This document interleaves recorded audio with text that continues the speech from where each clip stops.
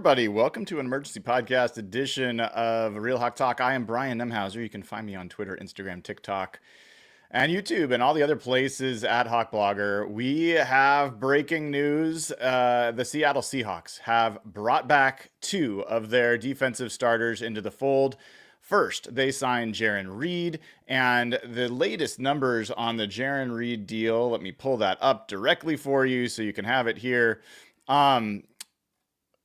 First, sorry, I should have this in front of me. Base value of this deal, it's announced as a 3-year, $25 million deal, but Mike Garofalo has recently added detail that is a 3-year, $22 million with $8 million headed Reed's way in the first year of the deal. So you will see often that agents that will have the first report of the value of the contract they'll use words like up to or as much as.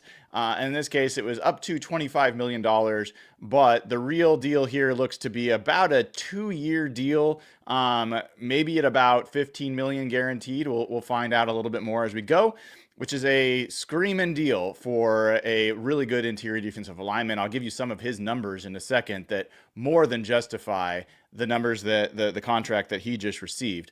Next, I think the name that everybody's been waiting to hear, Ernest Jones, is brought back to the Seahawks. This was a massive, massive get for the Seahawks. First of all, goes all the way back to John Schneider and Mike McDonald making the decision that the two free agents that they had signed on 1-year deals, Tyrell Dodson and Jerome Baker, were not fits for this defense, moving them both out of the organization, elevating Tyrese Knight, the rookie that Mike McDonald had a large hand in drafting in the 4th round, and adding in Ernest Jones in a trade with the Tennessee Titans. Now, Ernest Jones helped to turn around that Seahawks defense, but he was a free agent.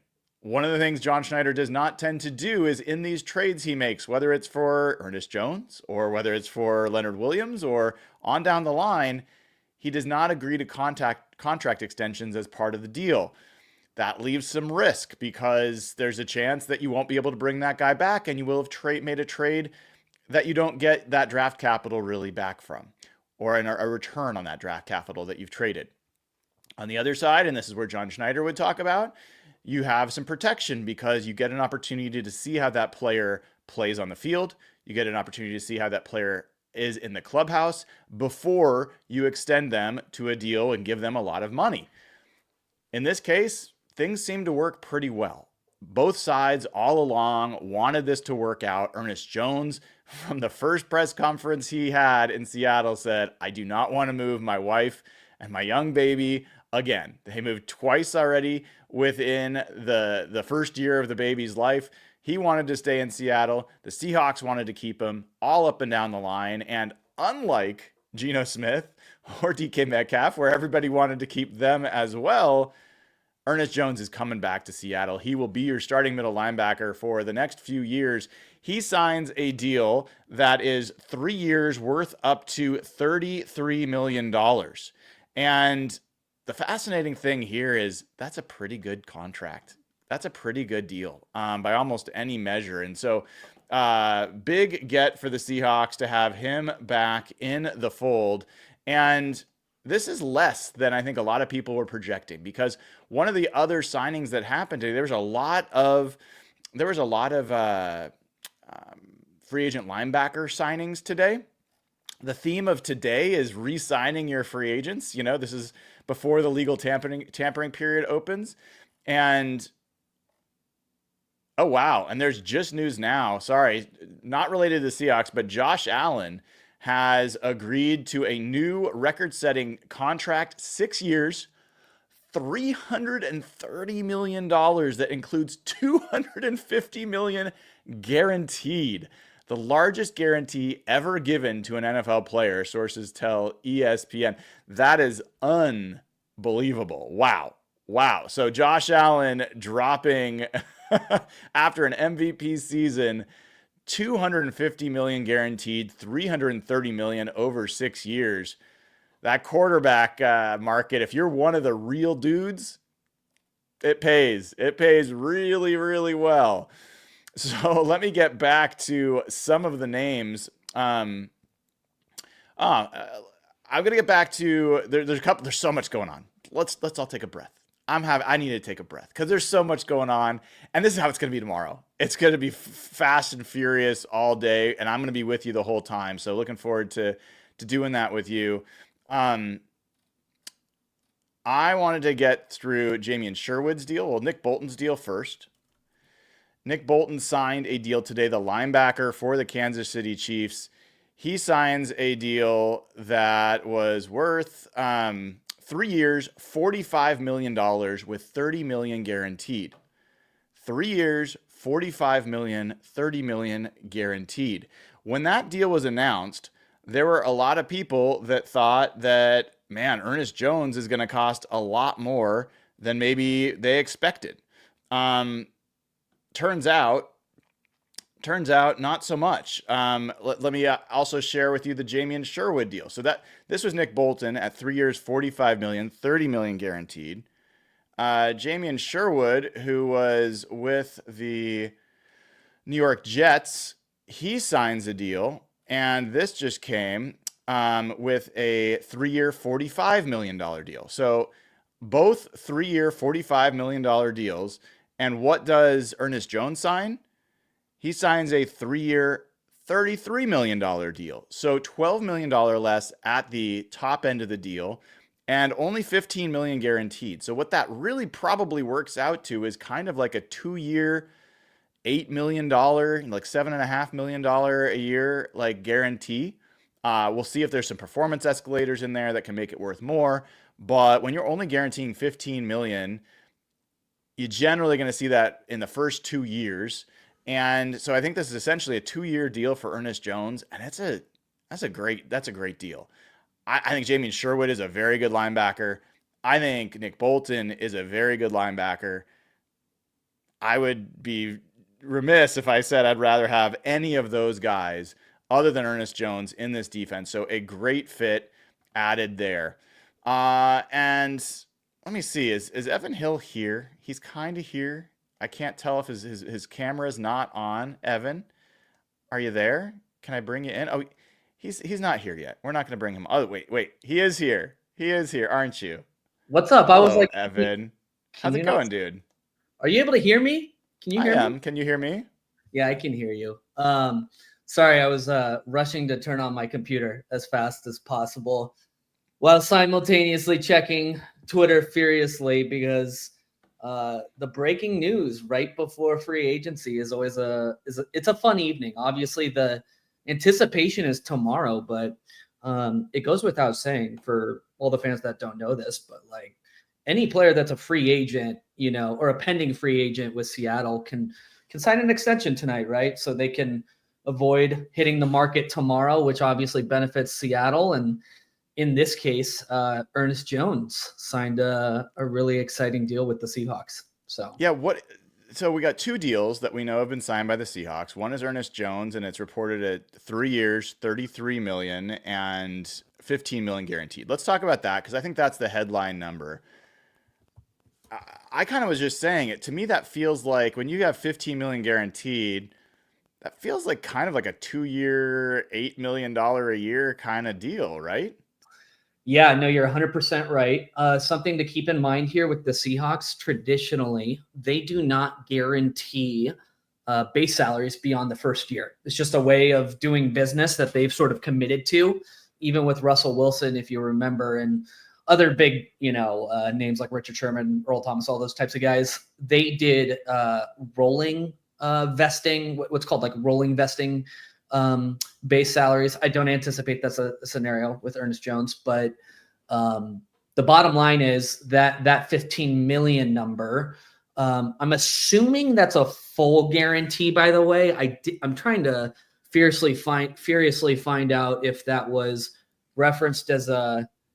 So in Rap Sheet's report, it doesn't reference if it's a full guarantee or a total guarantee. I'm going to assume that's probably a full guarantee. What's the difference for people that don't know? Yeah, so a full guarantee basically is he gets the money regardless. So if he, something terrible happens, he gets $15 million tomorrow, right? Mm-hmm. A total guarantee, it kind of makes it's like the reverse of what you would think it would be. A total guarantee basically means it's the full guarantee plus any other sort of remaining guarantee, whether it's a cap casualty injury guarantee, or there's another one, I forget what it is, but or a skill guarantee. But in the most common case, it's injury guarantee. So to give you an example, not saying this is the report, to be clear for the entire audience here, but if his full guarantee was like 15 million, and let's say his total guarantee was like 20 million, there'd be like an extra 5 million in injury guarantees, making this up. So if he got injured, and couldn't play again, he would get 20, right? So that's the difference between a full and total guarantee. But it seems like a really good number for him. We saw, what was it, Nick Bolton, who just signed like 3 years? 3 years, 45 million, and I think it was 30 million guaranteed. Yeah. And like twice the guarantee. Ernest Jones is better than Nick Bolton, isn't he? Like, I'm not a huge Nick Bolton. Isn't he? I think Nick Bolton's very good. And so I know there's controversy about it. Sometimes people don't agree, but I had Nick Bolton as higher on the free agent list than Ernest Jones. And I had kind of said I was hoping that they could sign him between $8 and $10 million a year. And the way the market was starting to go, I even started to finally cave today. I was like, well, maybe he's going to have to be $12 to $15 million a year. And ultimately they were where I was hoping they would be. I mean, to get a really good, borderline Pro Bowl starter for that price, I think is outstanding. I mean, let's you're 100% correct. I think the value makes a ton of sense. I'm curious to know if that knee cleanup thing that he had recently impacted his potential guarantee here. We'll find out in the details, and potentially impacted, I think, his free agency market. If he were to hit free agency, clearly he didn't.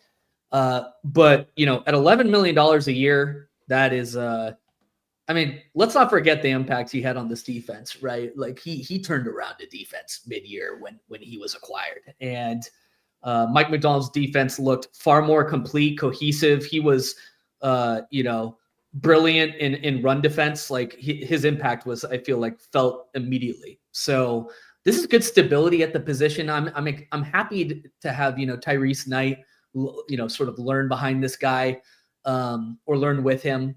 But yeah, I think the only other note I would make on the Tyrese Knight deal is, so it's $11 million a year reported.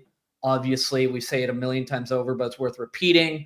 Year one is not going to be a full $11 million cap hit. So, I was speculating on Twitter. This is like a total random guess, not reported details. But let's say, that $15 million fully guaranteed number was like a $12 million signing bonus, and let's say like a $3 million base salary. So assuming no void years in that deal, it's a 3-year deal, right? Signing bonus is always prorated equally over those 3 years. So $4 million a year, 12 divided by 3. And assuming like a $3 million base salary in 2025, it might be something in like the 7, 8, 9 range, maybe less. I don't know. We'll see. But the point is, again, hypothetical numbers, not reported numbers, me just guessing over here.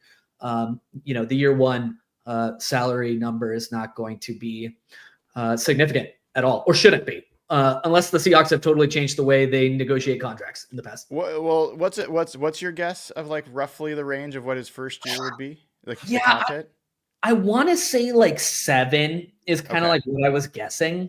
Okay. Right. It might be less. It might be less. So the other thing I always want to remind folks about, because I think it's easy to forget with Ernest Jones, he's an old soul. He's only 25 years old. Yeah. So now you've got him at 25, Tyrese Knight at 24. This is like a very young, core of this defense, and I love that, man. This is a great guy, a great fit in that locker room. And he sent out a tweet just like LFG when this went down. And you know what, Evan? Right now, I will take guys that want to bleep and be here. I'm so glad you said that, especially with the reports that came out about, from Condata with the Geno stuff, today. And it sounds like potentially Geno, wanted out maybe more than we anticipated. I'm with you, brother. I wanna build a fresh culture here. I don't want guys. I don't want veterans. I don't want highly paid players that are wishy-washy about playing in Seattle, that are wishy-washy about playing behind Mike McDonald. F that, bro. F Yeah. that. Like, Yeah. let's build something 100%. new. And I don't want you can make fun of me, but like, I'm unfortunately a temporary Suns fan right now because my Sonics were stolen from me, a couple decades ago. But like, it reminds me a little bit of like the culture that's happening with the Phoenix Suns right now. And I know people don't want to hear about the NBA, but like when you get these like veterans that are super highly paid and just do not give an F about the culture of winning, it's just a drag. It just sucks. And you don't want to root for a team like that. It's absolutely miserable. And yeah, I mean, by the way, the other guy, talk about culture and wanting to be here, Josh Jobe, that news that came out, it was a few days ago, I guess now. Yeah. Another guy, I want him here. You know what I mean?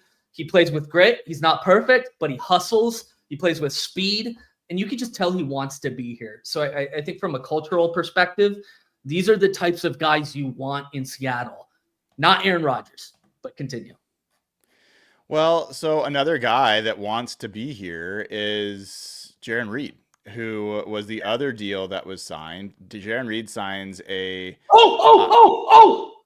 blockbuster. The Steelers are acquiring Pro Bowl wide receiver DK Metcalf.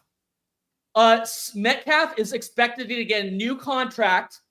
Tom Pelissero just broke it. I do not see a mention of compensation. I am not seeing mention of compensation. This is breaking as of like 10 seconds ago. Yep, I just saw premium draft compensation. I don't know what that means. That's what Ian Rapsheet is reporting.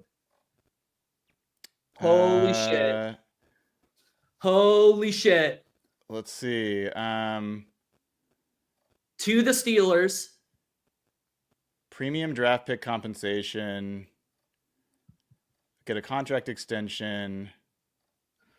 Still not seeing exactly what the price tag is. Oh my god. Okay, well, you're here to stay now. What is premium draft capital? What is It's that? not a third round pick. It better not be try not to get demonetized. It better not be a freaking third round pick. Oh my gosh. Someone said second round pick. No freaking way. There's no way. No. If it's a second round pick, that's good. Wait.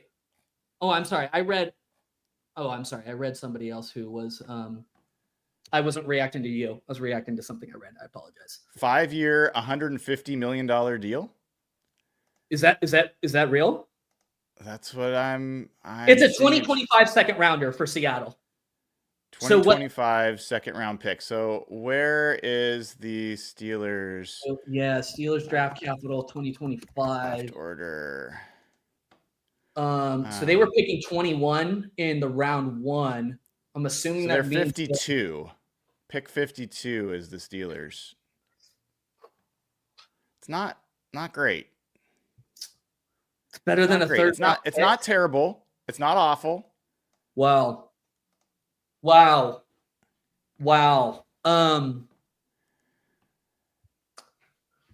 Steelers are trading their second round pick to the Seahawks. DK Metcalf signing a 5-year, $150 million contract. Okay, I'll just tell you this: I don't want to pay DK that contract. So, well, it's done. He did not want to be here. He did not want to be here. And so what does that give you as far as the Seahawks go? Let me pull up the draft board again. So NFL draft order. Let me get this pulled open. Okay. So the Seahawks now have their first round pick, which is number 18 in the first round. They've got 2 second round picks, number 50 and number 52. They have 2 third round picks, number 82 and number 92. Okay. So that means they've got 5 picks in the first 92 of this draft. And I'll tell you what, Evan, I mean, I really wanted this to be up in the 30s. So in the 50s is a tough one. They do have what they need to move up into the high seconds if they want to do that. And this gives them absolutely what they, I mean, if they move up, that they're going to lose a couple bites of the apple potentially. But if they stick, they're going to have a chance to pick a quarterback, pick offensive line, pick tight end if they want, pick multiple receivers. And so Seahawks fans better get to know names like Jalen Noel and Jaden Higgins and Jack Besh and, you know, a number of other guys. So how much cap space do they have now as well? Oh my gosh. Yeah. So let me just put the details in OTC. I mean, as of right now, I see $74 million in 2025 cap space. Okay, there's more details coming out. The Seahawks are also flipping picks in the 6th and 7th round. Per sources. Where are you seeing that? Adam Schefter just reported Steelers are sending a 2nd-round draft pick to the Seahawks and flipping picks in the 6th and 7th round per sources. So let's take a look at where the Steelers are in the 6th round. So the Seahawks have 2-6. Go ahead. While you're searching that up, I hear Pittsburgh has really warm weather and a stable quarterback situation. So, what about those details? Yeah, I think money talks, man. Money talks. So let me just finish this. So 6th round, the Seahawks have pick 187 and they have pick 212. The Steelers in the 6th round have pick. Where are the Steelers in the 6th round? Pittsburgh. What the? Do they even have a 6th round pick? I don't see the Steelers in the 6th round, so I'm confused about that. The Steelers have 225 in the 7th round. So maybe what they're actually meaning is that the Seahawks flipped one of their 6th round picks and moved back into the 7th round, turned one of their 6th into a 7 in order to get the 2nd. So maybe it's bad news. I'm not seeing a 6th round pick for the Steelers. So interesting. I'm so curious to see what the guarantee is on that deal. 150 million, 30 a year. Oh, I'm trying to find a similar wide receiver contract that went for 5 years recently, if there were any. Well, Justin Jefferson was 4 years, I think, right? Yeah. 5 years, 5 years is that 5th year is going to be total. You know what's crazy is I can't find a single contract in the top 10 of players over 4 years. So, yeah, I mean, what it just tells me is that 4th and 5th year are going to be total funny money. We'll see what the guarantee is, right? We'll see what the guarantee is. He's 27 years old, and he's a guy that we have speculated, or I should be more specific. I have speculated. Will Tom Pelissero, now he gets a 4. Wait, oh no, I'm seeing totally different numbers. I'm seeing Tom Pelissero saying 4 years. Okay, 4 years, $132 million extension. So $33 million a year for DK. He had 1 year and $18 million left on his old deal. So I see what they're doing. So they took the $18 million of his last deal in the last year of his last deal, and they gave him a 4-year, $132 million extension. So he got $33 million a year. And to give you, I'm trying to find like a close example, like CeeDee Lamb, right? He got 4 years, $34 million. He got DK got one less per year. So 4 years, 132, if I'm right. Yeah, 132. CD Lamb got 67 million fully guaranteed with a total guarantee of 100 million. And then Justin Jefferson is the only player to top that. You've got to imagine the next level down is AJ Brown at 51 million on a full guarantee, but that's a 3-year deal. So I'm going to do the math actually really quick right now. So I want to find out what percentage 67 divided by 136. So that's a 49% full guarantee for CD Lamb. So what would 47, what would let's say it's the same. What would 50% of 132 be? That'd be 61. Am I dumb? Why? I'm going to ask you something that's a jerky question. Why do you care? 132 divided by 2. Oh, 66. Yeah, I'm terrible at math. I just want to see where it would land out of curiosity. But like, the jerky part aside, why? What about it's interesting to you? Well, it tells me how committed Pitt is to this player, right? If he has a full guarantee of, $66 million, that probably tells me,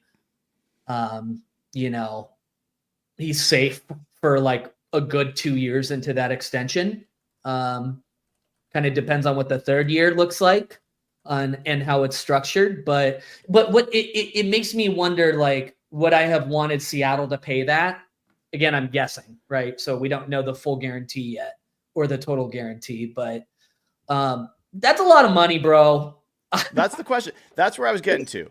Would you rather let's have this conversation, dude? Like, honest, no, like, no spinning it now that it's done. Yeah. Would you rather have DK Metcalf and what he is as a receiver, who he is in the locker room, all the things for 3 years, like, Yeah. I guess 5 years, 4 years. right? Yeah. At $33 million a year. Yeah. Or would you rather have a second round pick? This is a second round pick without question. I don't want to pay DK that deal. I don't. I do not think, on a new money APY perspective, I do not believe DK Metcalf is the third best receiver in the NFL after Justin Jefferson and CD Lamb. Nah. Nope. I find it really odd that the Steelers, like this physical running based team, have been so desperate to add a wide receiver. It's weird to me. Like, it's a little weird, but it makes me wonder what they're going to do at quarterback, right? If you're DK, yeah, I know the money talks, but you got to imagine, like, they gave him some cue or assurances that they were going to get somebody to. Is it Russell Wilson? I mean, he would love to play with Russ again. And now there's been reports that Justin Fields is maybe not coming back to Pittsburgh and is going to explore free agency. Is there some opening that Russell Wilson comes back and reunites with DK Metcalf? Is it all the Seahawks going to play with all their former coaches and teammates everywhere else in the NFL?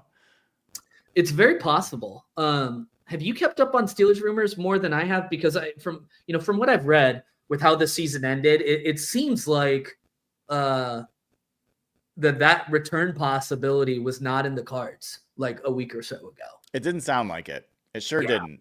But with this, I just wonder.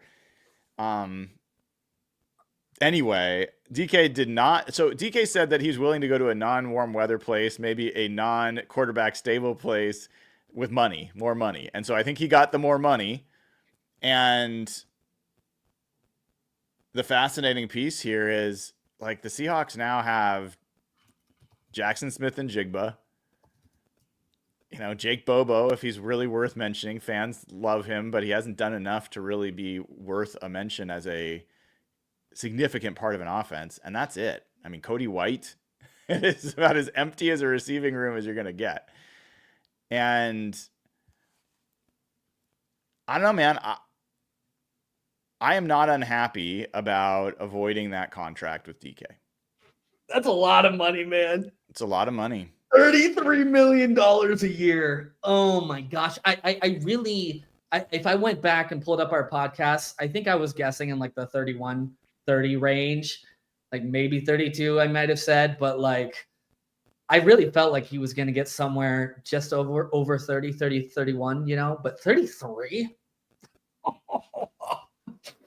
I don't know. I mean, for a team like the Steelers who's not paying, a quarterback, I guess you can rationalize it, but I'm kind of surprised he went to I'm surprised the Chargers didn't make a move.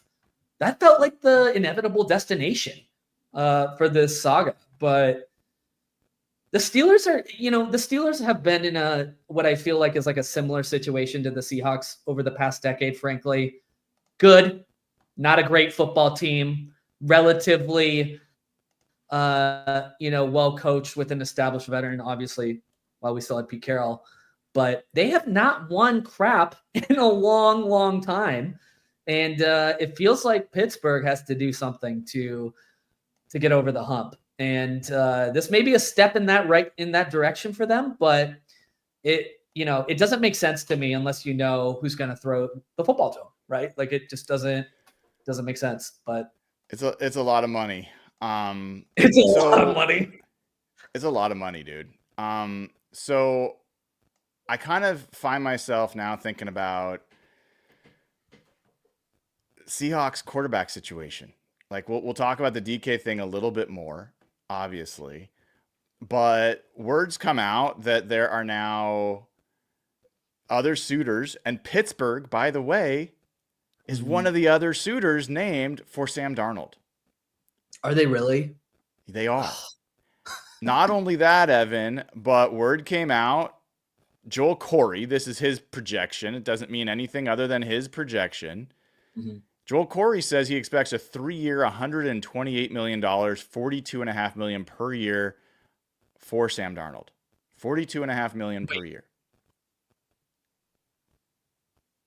Oh my gosh. He's got to have some.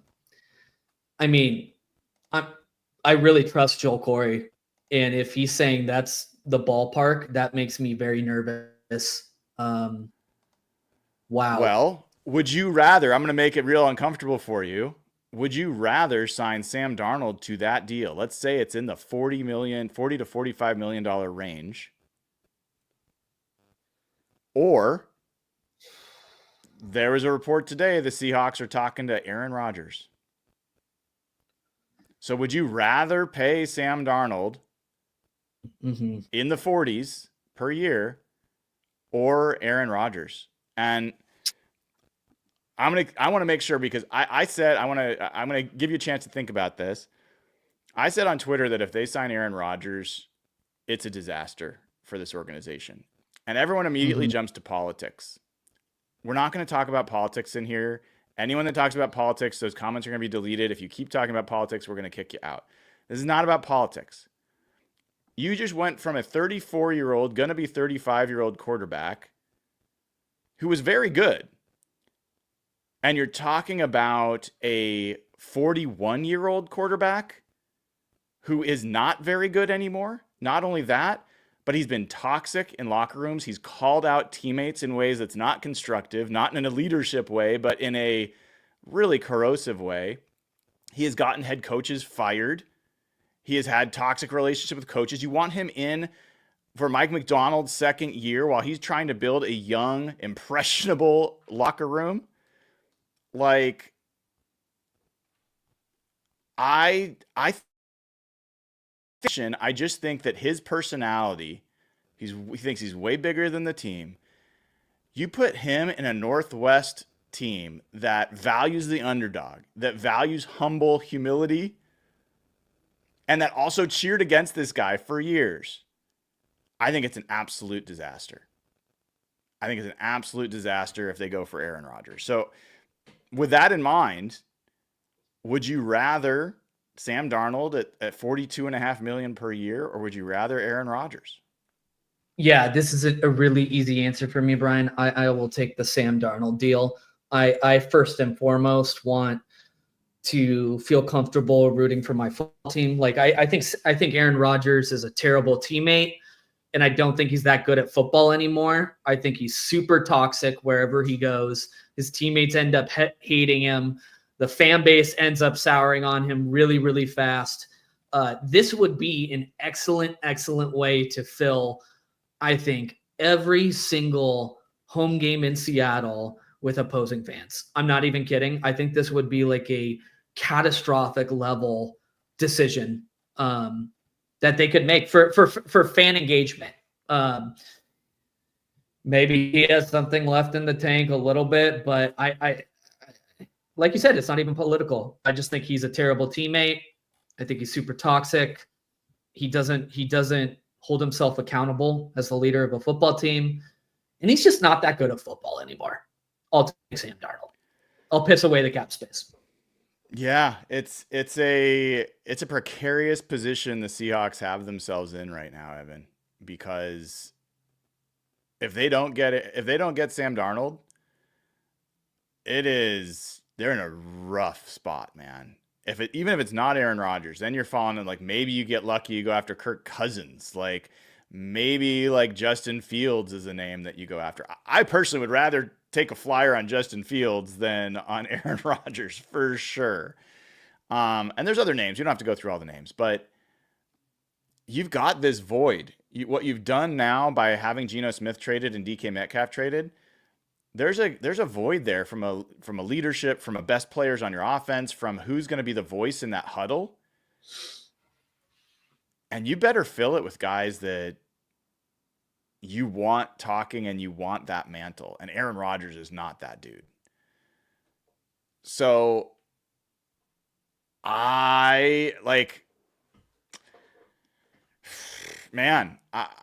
this is where if you leave yourself up to free agency, it can get real rough. Yeah. So, wow. I'm just is my video choppy, by the way? I can't tell. It is totally choppy. You look like all right, your internet's off. Let me come right back. Give me 1 second. All right, cool. So, yeah, I mean, I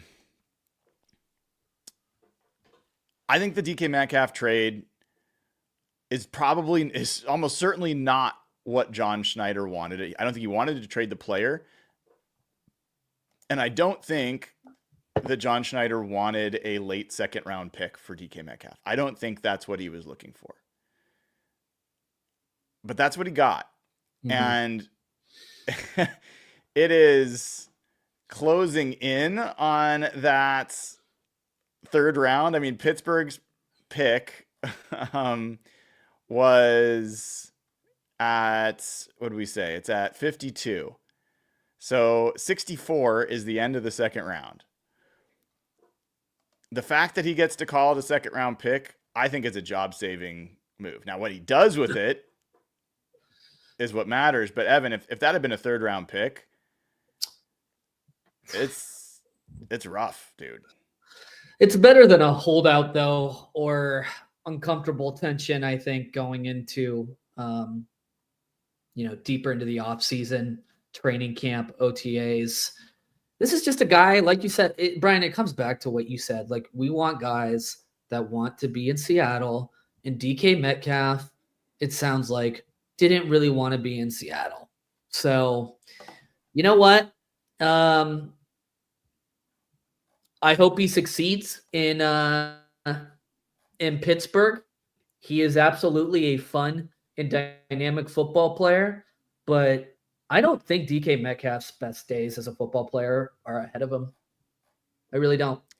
And I don't want to pay him like they are, and that he's about to, and that he's like the third best receiver in the NFL. I know these contracts change constantly and there's market resets, and I get all that.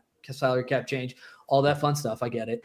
But like, not with the state of where this team is, not with the holes they have across the roster. I mean, you know what this tells me, Brian, is like there are no excuses for John Schneider to not get anybody he wants in free agency. Whether It's offensive line, Will Fries, who has been rumored quite a bit, or somebody else.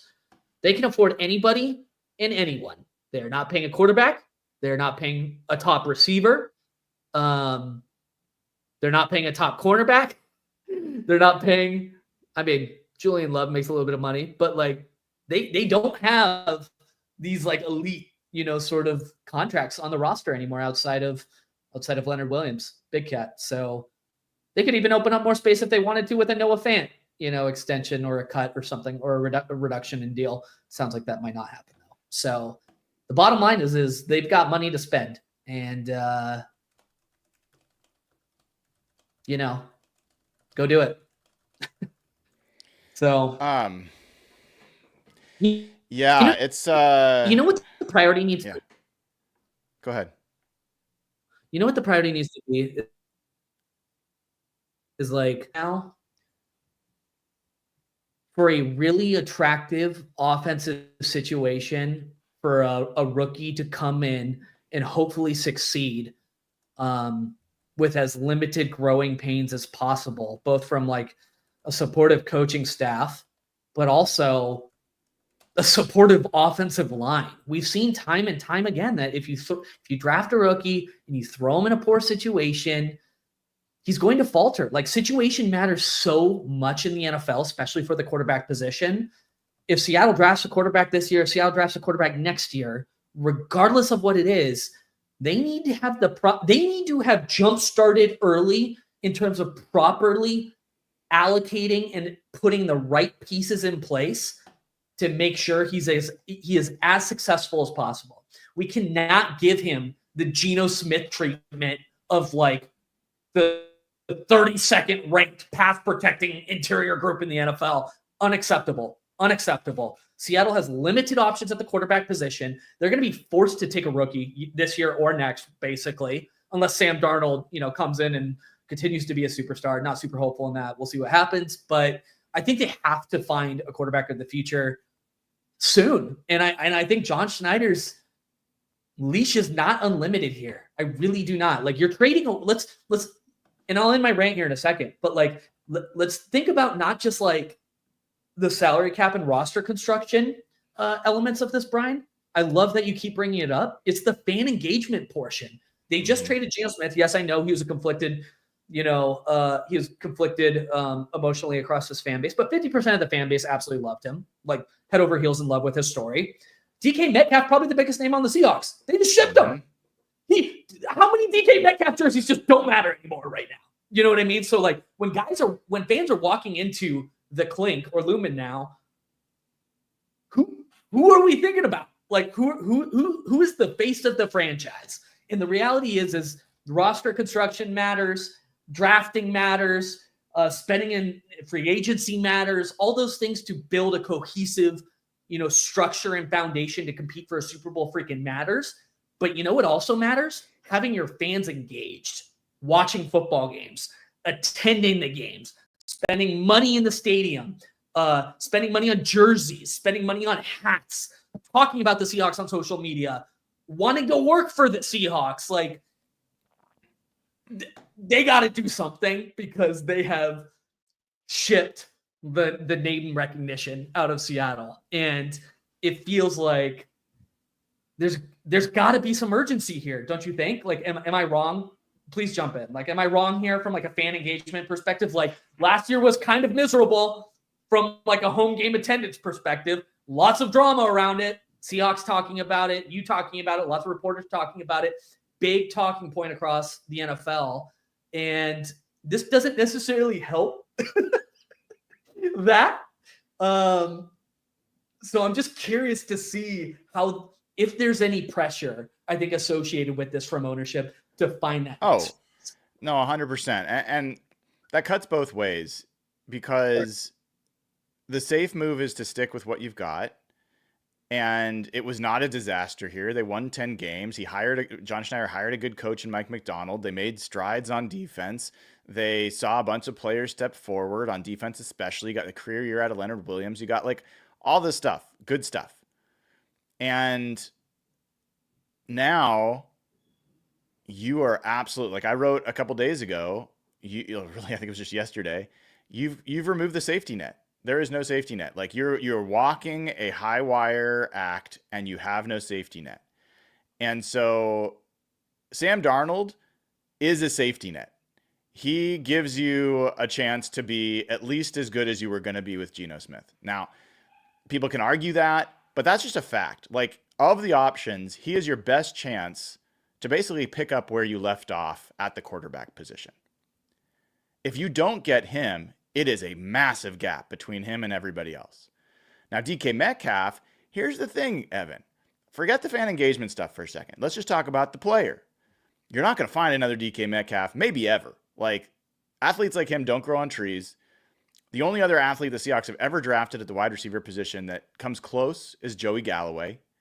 Unbelievable player. I think a better receiver, by the way, than DK Metcalf, for my opinion. But, and by the way, he fetched 2 first-round picks when he was traded to the Cowboys many years ago.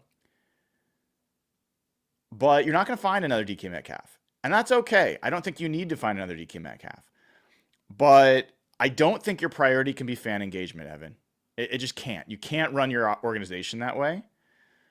What your priority has to be is winning. That is what leads generally to fan engagement, because the players that contribute to winning become favorite players of fans, and they draw people to the games and all that goodness. So that's where you always have to come back to.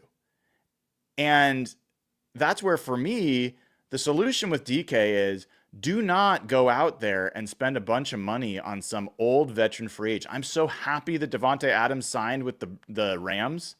Like, I didn't want the Seahawks to go sign Davante Adams. Like, that would be a really bad move. I don't really want them to go sign Amari Cooper. You know, I don't want them to sign DeAndre Hopkins. Like, I don't want these like retread vets that have a name, but they don't have the game. Right? That's a bar. That's a bar. So they have the name, but they don't have the game. They don't. Not anymore. I would personally, I would be much more interested in seeing them go out and spend one of these draft picks they've got on a dynamic young receiver to pair with Jackson Smith and Jigba. You see what Jake Bobo can do. And maybe, honestly, if you want a veteran receiver, Evan, bring back Tyler Lockett. Bring back Tyler Lockett. You want, it hits fan engagement, it hits quality. Like, I don't think you have to do it at a super high price. Yeah. I would rather Tyler Lockett here than all the other names I mentioned. And then draft a young guy and give Bobo some more reps and play a lot more 21 and 12 personnel where you only have 2 receivers on the field. And it doesn't matter that you have a lot of wide receiver depth issues, right? So, I mean, I know a lot of people are talking about Cooper Kupp. I'd be okay with Cooper Kupp. I mean, it's not the worst thing in the world. Depends on what the price is. Yeah.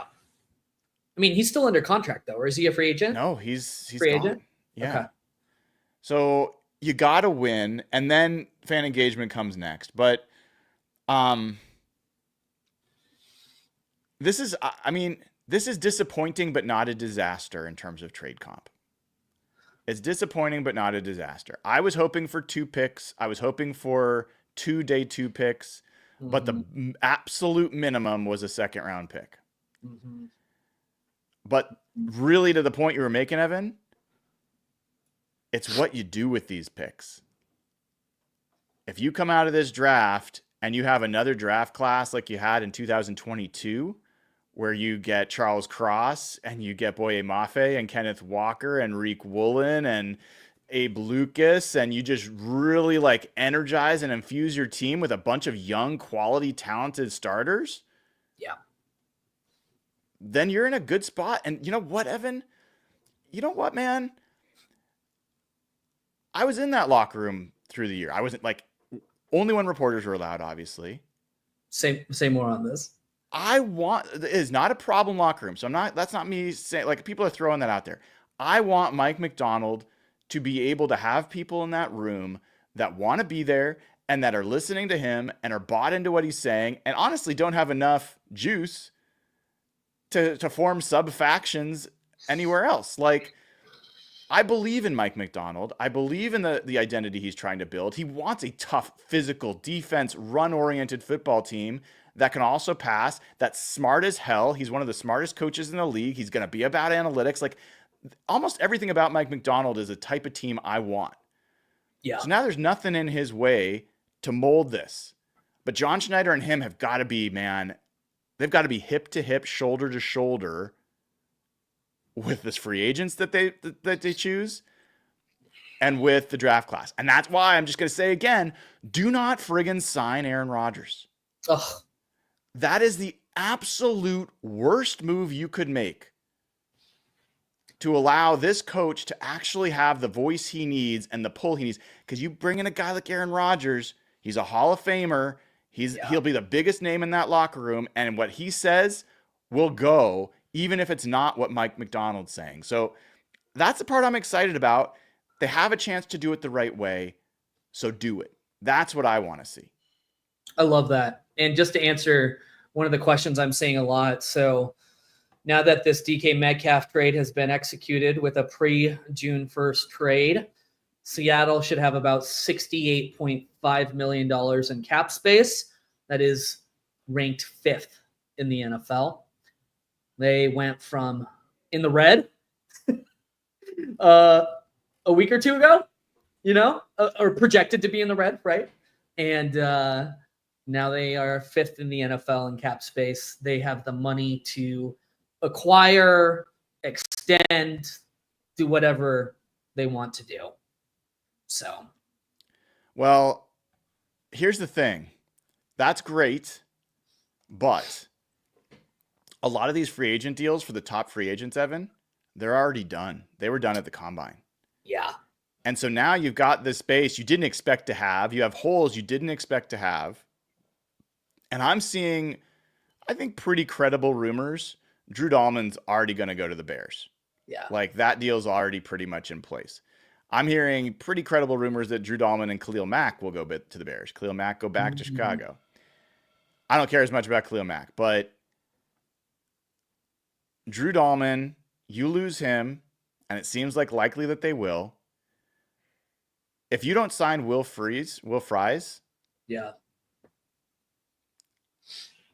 I mean, what are we talking about here, dude?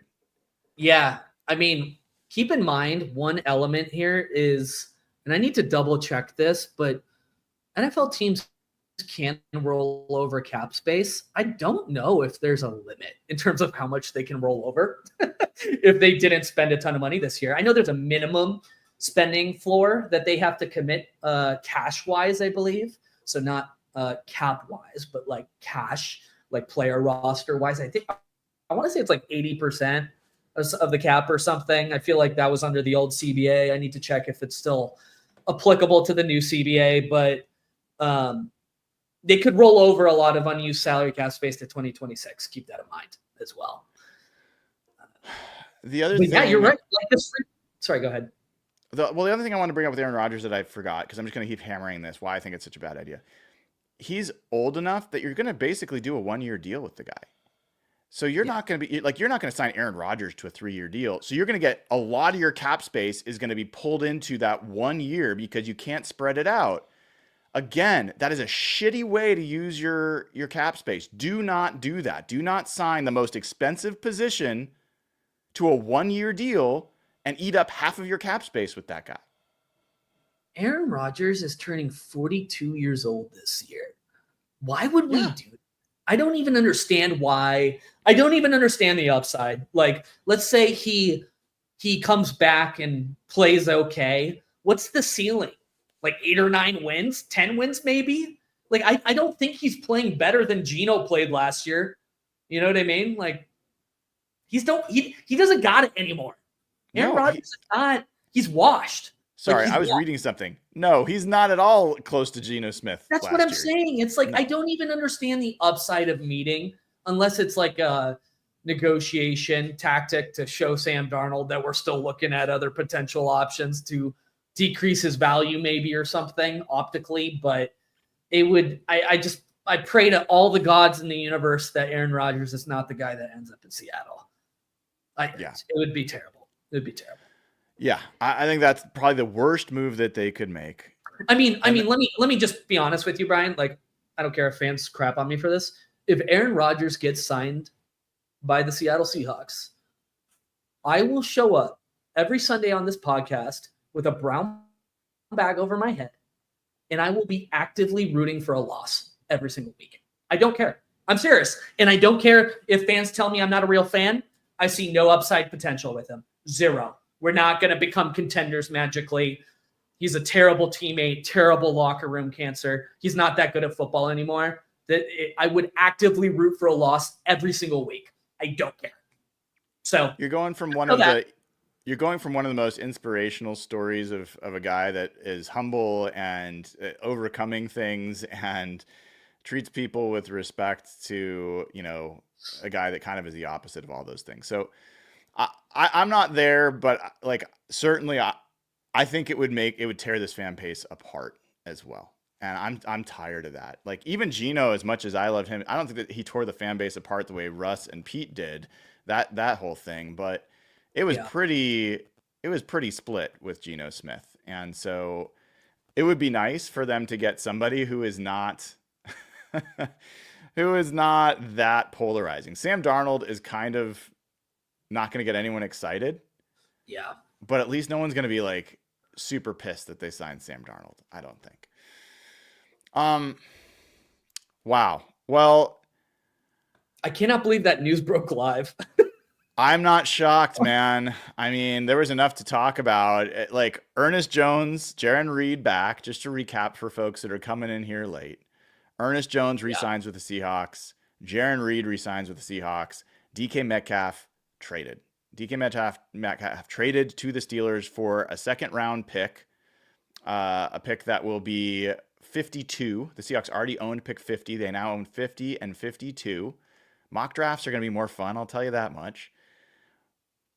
There is one report from Adam Schefter that I've not seen the details on yet, but that say that there also is some sort of pick swap in the 6th and 7th round between the Seahawks and the Steelers. So we'll keep an eye out for that. Trying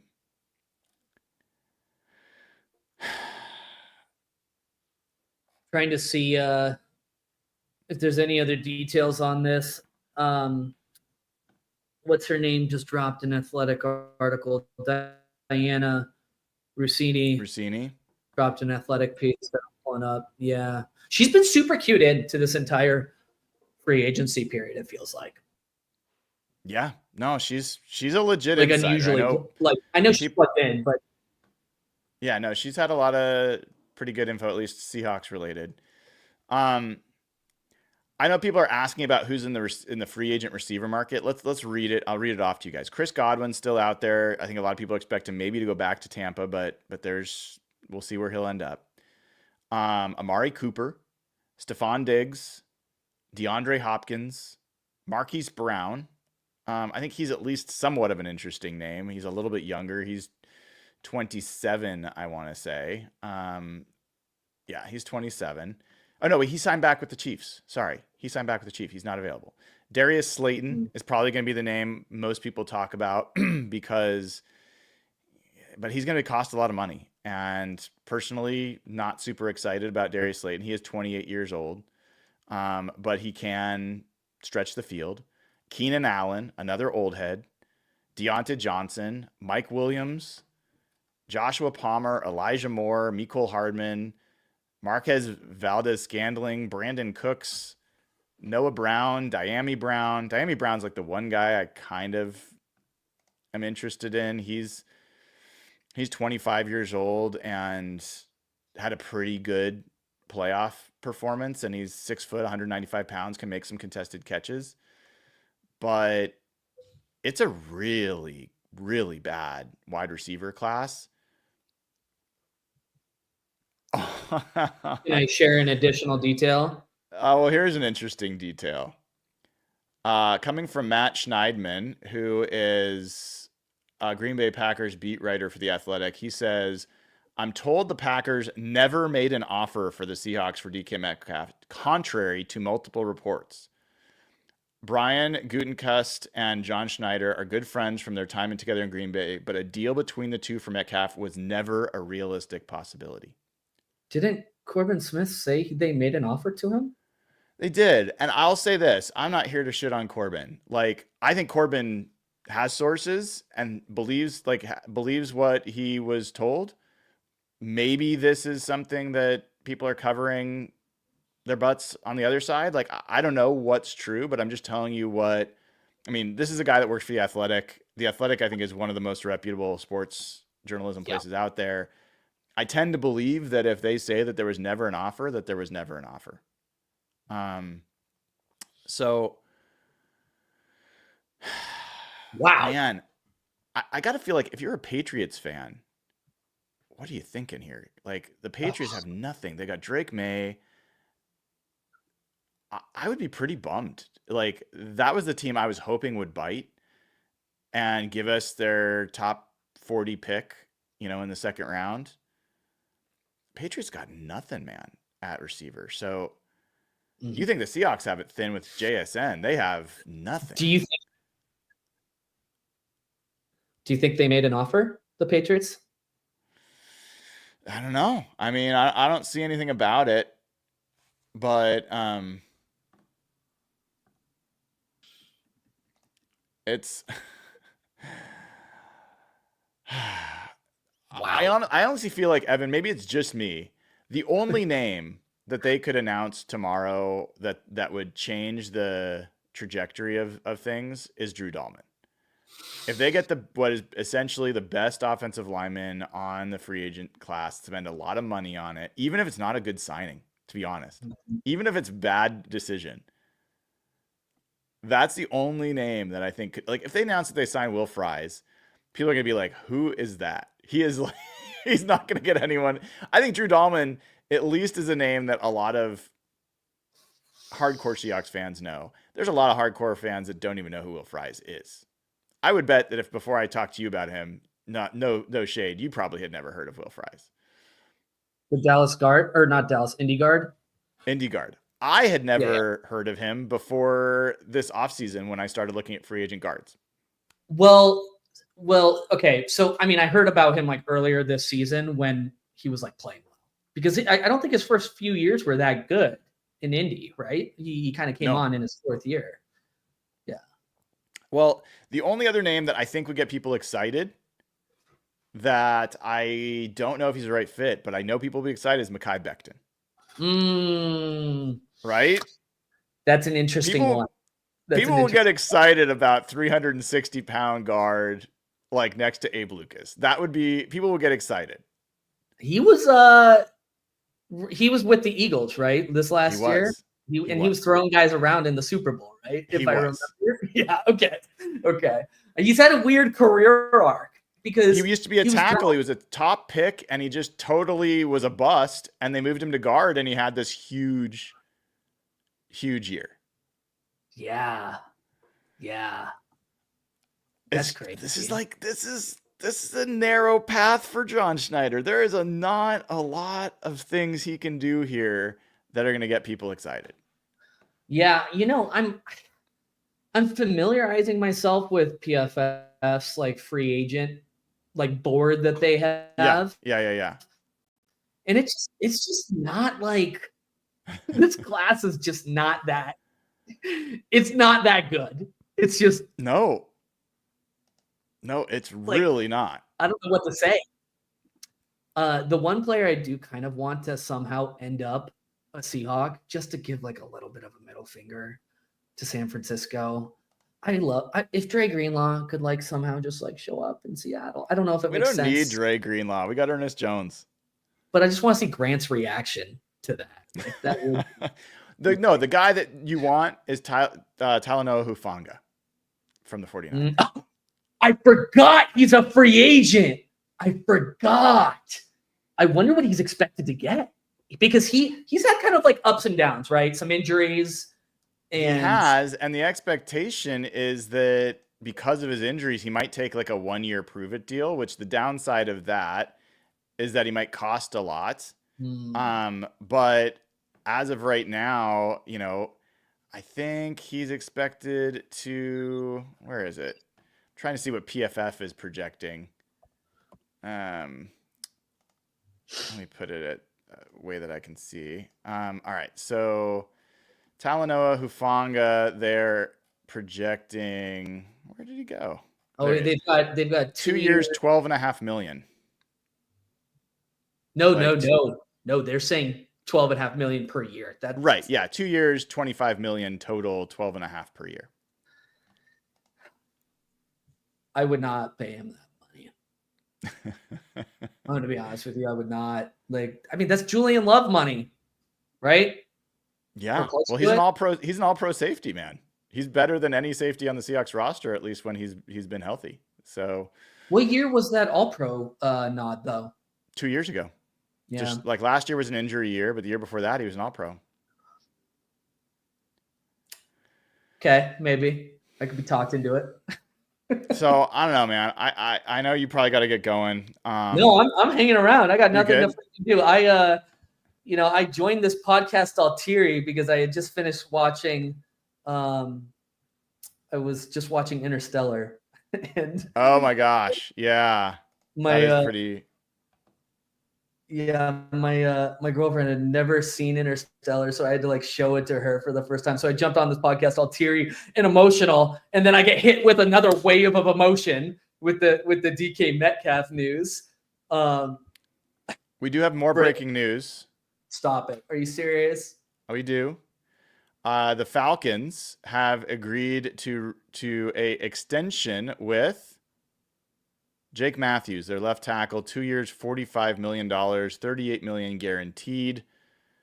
Years 12 and 13 as the left tackle for the Falcons. I still don't think this means they're bringing back Drew Dahlman, but 2 years, $45 million, Evan. I don't know if this means they're going to do the Charles Cross extension. I thought they were going to do a 5th-year option. Yeah. But now with all this cap space, maybe they'll do it this year. But there goes another offensive lineman re-signed to his team. So does that you said those 2 years 45, is that right? 2 years 45. So that must wonder where that ranks for tackles, right? Because that has got to be okay, so it's 5th in the NFL among left. He plays left tackle, I'm pretty sure. Okay, yeah. So it's an interesting data point because wasn't there another left tackle who just signed Ronnie yesterday? Stanley? All right, yeah. Is it What Stanley? was his deal? Yeah. I'll get it to you real quick. It was 3 years, $60 million. Yeah, it's more data points, I think, for what Charles Cross is going to cost. So, yeah, Charles Cross is somebody we haven't talked about a ton, obviously, because they are probably, I think, going to at least exercise that 5th-year option. And he's going to get paid a lot of money, and he should be paid a lot of money. And I look forward to the Seahawks paying him a lot of money because he's been the one source of consistency, I think, on this offensive line and got better this year, I think. So it's a big deal. It's a really big deal. Someone said something that made me laugh, and I'm going to say it anyway. Yeah. If you really, really don't like Aaron Rodgers, then maybe the best thing you could see, Evan, is him signing in Seattle and having to get hit time and time and time again behind this offensive line. Well, in that case, I hope they sign 0 offensive line and run back. What's his face? The freaking 49er guard that you tried to gaslight me into being good, Laken Tomlinson. I never re-sign him. Yeah, bring back freaking. I think about the worst guards in Seattle Seahawks history. Bring back Jamarcus Webb. See what he's doing. Throw him up there. Man, it's gonna be this is gonna be crazy. Like this is the night before. I like everyone was like, "Oh man, Monday's when this all starts." Nah, it starts today. It starts tonight, and it's gonna be rolling. Like we're gonna finish this pod, and I guarantee minutes after we finish this pod, there's gonna be another big story that breaks. You said you were watching Interstellar. I Yeah. was reading the fifth book in my series that I've fallen in love with. What Kudos is? if somehow, some way, the author, who's a Gig Harbor guy, let me pull up his name. Yeah, plug them. Yeah, so this is. Are you a Oops. big reader? No, I'm not, but I finally found a book that I like. His name is Matt Dinneman. He's from Gig Harbor, Washington, and the book series is Dungeon Crawler Carl, and it is hilarious. And it's like a little. If anyone's ever watched or read Hitchhiker's Guide to the Galaxy, played video games. If you played video games, um, this book is hilarious. It's fun. There's actually some Seattle references. There's a couple Seahawks references, um, but it has been a great distraction for me. And so I was sitting there reading the end of the fifth book. They were clearing this, like fighting this big boss, and it was funny, and I was laughing, and I kept getting these messages, and then I was like, oh no. Like I was like, oh, Jarran Reed signed. Oh, Ernest Jones signed. Okay, cool. Well, I'm gonna do a pod anyway. Now we get on here and freaking DK Metcalf gets traded. So Wait, uh, we will wait, see if anything else breaks in the next few minutes. I think, wait, real quick. yeah. Did you? I'm sorry, that's amazing. I love that. Shout out for that author. Um, uh, did you see that the Steelers are expected to make an offer to Sam Darnold? Did we know that? Did you know that? Did we Yes. assume that? Yes. Okay. Yes. Okay. Yes. Just wanted to make sure. Wow. I mean, That's why this. I'll tell you this, Brian. If I'm Sam Darnold, um, let's play a little game for a second. If you're Sam Darnold, okay, you're 27 years old, you just came off, the best year of your career. You unlocked some, I think, I like what C Mike Spin Move said earlier, Griff, like the learning curve that had been sort of like previously locked in his Mhm. career. What are the reasons you would want to go to the Seattle Seahawks? Like outside of money, right? So like if you're comparing, an opportunity with the Steelers, an opportunity with the Seahawks, what's the case for the Seahawks? Like I think the biggest case is familiarity. He's got a relationship with Clint Kubiak. He's got a ooh, good relationship with point. Frisman Jackson. He's got a relationship with, I think, Kennedy Palomalu. He's got a relationship, like there's like 4 or 5 guys on the offensive staff. Oh, Rick Dennison. He's Mhm. got a relationship. I think he was with the Panthers when Darnold was the starting QB there. So he's got familiarity, and he's got an offense that really suits him, I think, pretty well, and a lot of play action. And you've got JSN, who is one of the best young receivers in the game, and you've got a couple great running backs, maybe 3 great running backs. Who knows how you feel about it? So, and then you've got an up and coming defense. So here's my pitch, like in general. We're gonna welcome Jeff Simmons in here, but I'm gonna give you a preview of my pitch in general if Sam Darnold comes. Is there a single person? Show me a single person this time last year or 3 months from now last year that said, you know what? The Minnesota Vikings are going to be a good football team. Give me, after JJ McCarthy goes down, give me a single person in the entire NFL that said the Minnesota Vikings are going to be a good football team. But what did they do? They had a great defensive coordinator in Brian Flores. They had some really smart free agent additions on the defensive side.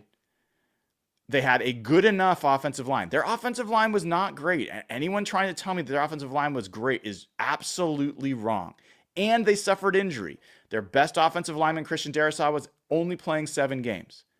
But what did they do? They had one of the best, most playmaking defenses in the NFL. They had a good enough running game. They had some good receivers, some great receivers, I should say. And Sam Darnold in a system that worked to his best self. And what did they get out of that? They didn't just like squeak into the playoffs. They were one game from having the number 1 seed in the NFC. They won 14 games last year. When's the last time the Seahawks won 14 games? Have they ever won 14 games? I don't think they have. I think 13 is the franchise record. So if I'm Sam Darnold and I'm Mike McDonald and I'm John Schneider, I'm making that case like, come out and be Minnesota West. We're going to have the best defense in the NFL. We're going to have a top 5 defense. I'm going to show you how. We're going to invest in the offensive line. We have all this draft capital. We're going to build around, and you're going to be part of a growing contending team. That's the pitch I would make. And he should be the person most familiar with it. Or go play for the Steelers, the team that consistently wins just enough to get into the playoffs, never has a real chance of getting anywhere. Enjoy. That'd be my pitch. Jeff Simmons, welcome to the show. I like it. Oh, you're on mute, man. Or you're not on mute, actually, or your mic's just not plugged in properly. I still can't believe that news broke while we were initially talking. My heart skipped a beat. I had to double check the app, you know. Okay, how about now? You're good. You're good. So I went out for 2 hours thinking it was going to be a nice, quiet night. Like, I saw the Jarran Reed deal. I was in a good mood. What the hell has happened this team is such a freaking roller coaster. It's been insane. From the Aaron Rodgers thing to Ernest Jones to Darnold, and there are so many balls moving, but all I can say is the next 3 days are arguably the biggest days of John Schneider's career. They knocked off the 2 internal guys they needed to do. And remember last year when they lost Jordan Brooks because they were trying to do the Leonard Williams deal, things like that. They cleared up basically the money that they spent on those 2 guys by trading DK. So nothing impacted their cap room. I think Jarran Reed's $5 million cap hit. I think Ernest Jones will be around 6. So I think DK's money almost neutralizes that. So they have this full stock of cap room. And they can go so many ways with this. This can go either amazing. This can go horrible. I'm getting a little worried about Darnold's market, though. My whole sell was about, Darnold kind of falling under. He was supposed to be $10 million cheaper than Geno. The Steelers stuff is making me uneasy. And if he's up to, $40 million and you just replace him with Geno, and then who's left, and then you start spending on receivers, I would hate that. I would hate that. The DK thing, I went through a series of motions at first. It was I saw they were getting crazy compensation or something. And I was like, holy shit. And then it's oh, they just got a second. Steelers seconds of what? The 20th pick of the second round? 52nd overall. So not a great, but then I saw the contract and my eyes popped in my head. I violated my own rule. I was busy singing 5 Little Ducks and Old MacDonald and my brain wasn't working. And I just, there's so many layers to this. Are the Steelers going to sign Justin Fields and have DK and Pickens with Arthur Smith, who hates throwing the ball, with a quarterback that's not good at throwing? I don't know what's going on there. Are they going to get into Darnold now? I saw the Diana Rossini thing, and that made me nervous. That made me nervous from a Seahawks standpoint. If there's a bidding war that seemed like there wasn't going to be, this could get a little problematic for Seattle if they have to get into the $40 million range for him. That makes me uneasy. It makes me uneasy as well. And the question I kind of have, guys, is does John Schneider had to have already had the conversation with Sam Darnold and his team about what was going to happen with DK Metcalf? Because if there was at least some chance that DK was going to come back, then did you have a better chance to sign Darnold now? Oh, before DK was off the roster? Potentially. And then you could have traded him? Because now you've given him more, you've literally given your number 1 quarterback target incentive to sign with the team that most is competing with you for that quarterback. Yep. It's not great. Oh, we lost you again, Jeff. Do you think they would target a Chris Godwin or an Amari Cooper potentially in free agency? I hope not. I really, really, really, really hope not. They might, though. I saw Brady allude that they have a lot of money to spend on quarterback and receiver, and I got very uneasy. And if they sign Aaron Rodgers, who is my least favorite player in the NFL, I've hated Aaron Rodgers for a long time. My hottest take is I'm going to advocate that John does not spend a single dollar on offensive line. So if I have to watch Aaron Rodgers, at least I can just watch him get sacked all year. And the team can suck. I am fully in. Please do not sign Aaron Rodgers. But if they lose Darnold, like, where do you go? They're not linked to anyone else. Maybe Fields? Fields is an option. Good God. Maybe Kirk Cousins becomes an option. Jeff, you can pick your right mic. I think it went to your computer mic. God damn it. So a news, or at least not news, I should say, but conjecture coming from James Palmer, who is, I think, reasonably reputable NFL reporter. He says, I wouldn't be shocked if the Falcons find a way to keep Drew Dalman too. He obviously has a really strong market, but Atlanta thinks they have a shot at keeping him. Let's see if they can make it happen. This has been my thought all along, Jeff. I was like, Why isn't Atlanta signing this guy? They've got this great offense, a good offensive line. He's very good in the middle of it. Bijan Robinson's running all over the place. Why are they letting this guy go? And then they extend Jake Matthews 10 minutes ago, probably clearing some cap room. My first thought was, oh, shit. Are they clearing room to bring Drew Dalman home? If they don't sign an offensive lineman like on top of the market tomorrow, I'm going to have a really hard time with it. I'm going to have a really hard time. They have, I think, the 5th most cap room in the NFL. They have room to sign a quarterback. They got their 2 guys off. Who do they need to sign still? It's a quarterback, and then what? They could sign 2 high-profile offensive line if they want. So the Dalman stuff is not trending in a great direction from the Bears apparently being very in. But the Seahawks have 17, I think more than 17 million of space more than the Bears after they traded for those dudes. So if they can't outbid them, it's a rough look. And Will Fries is obviously a guy I saw Brady Henderson lean on. And if you sign Will Fries, it's a good upgrade. I think Will Fries is a really good player, but then that center spot becomes really iffy. Like if you don't get Jared Wilson in this bad center draft, they have the picks. They have a lot of picks now. Day 2 of the draft is going to be very fun for Seahawks fans. But, man, they're playing this next 2 days makes Schneider's – I think it's the biggest days of Schneider's career, and it could go so many different ways, and this whole thing could plummet fast. Deep breaths. Jeff, I'd love your take at least a little bit on the Ernest Jones and the Jarran Reed signings. Any quick thoughts there? Quick thoughts was both were lower than I thought they'd be. I thought the Ernest Jones contract was excellent. Reed, I thought, like, when the max number came out and it was only like 26 million over 3 years, and I'm like, if that's the max number and up to with incentives, I'm like, that's a good deal for a guy who was in a crowded market but played really well last year. And I think the biggest thing with him is there's all this chatter right now, and it's going to go on more. It's like, have they lost the room? Like, does no one want to play there anymore? Like, Jarran Reed was like, if you saw clips of them in the locker room, it felt like Reed was the big alpha in the locker room. So to sign him with all this chaos going on, I think is really important. And I think it's very important for how they want to build one side of the ball. Ernest Jones one was really shocking to me because of Nick Bolton today. I saw the guy from the Bills signed for about $12.5 million at the max value. So I'm like, okay, Ernest Jones and him have had similar numbers, similar ages.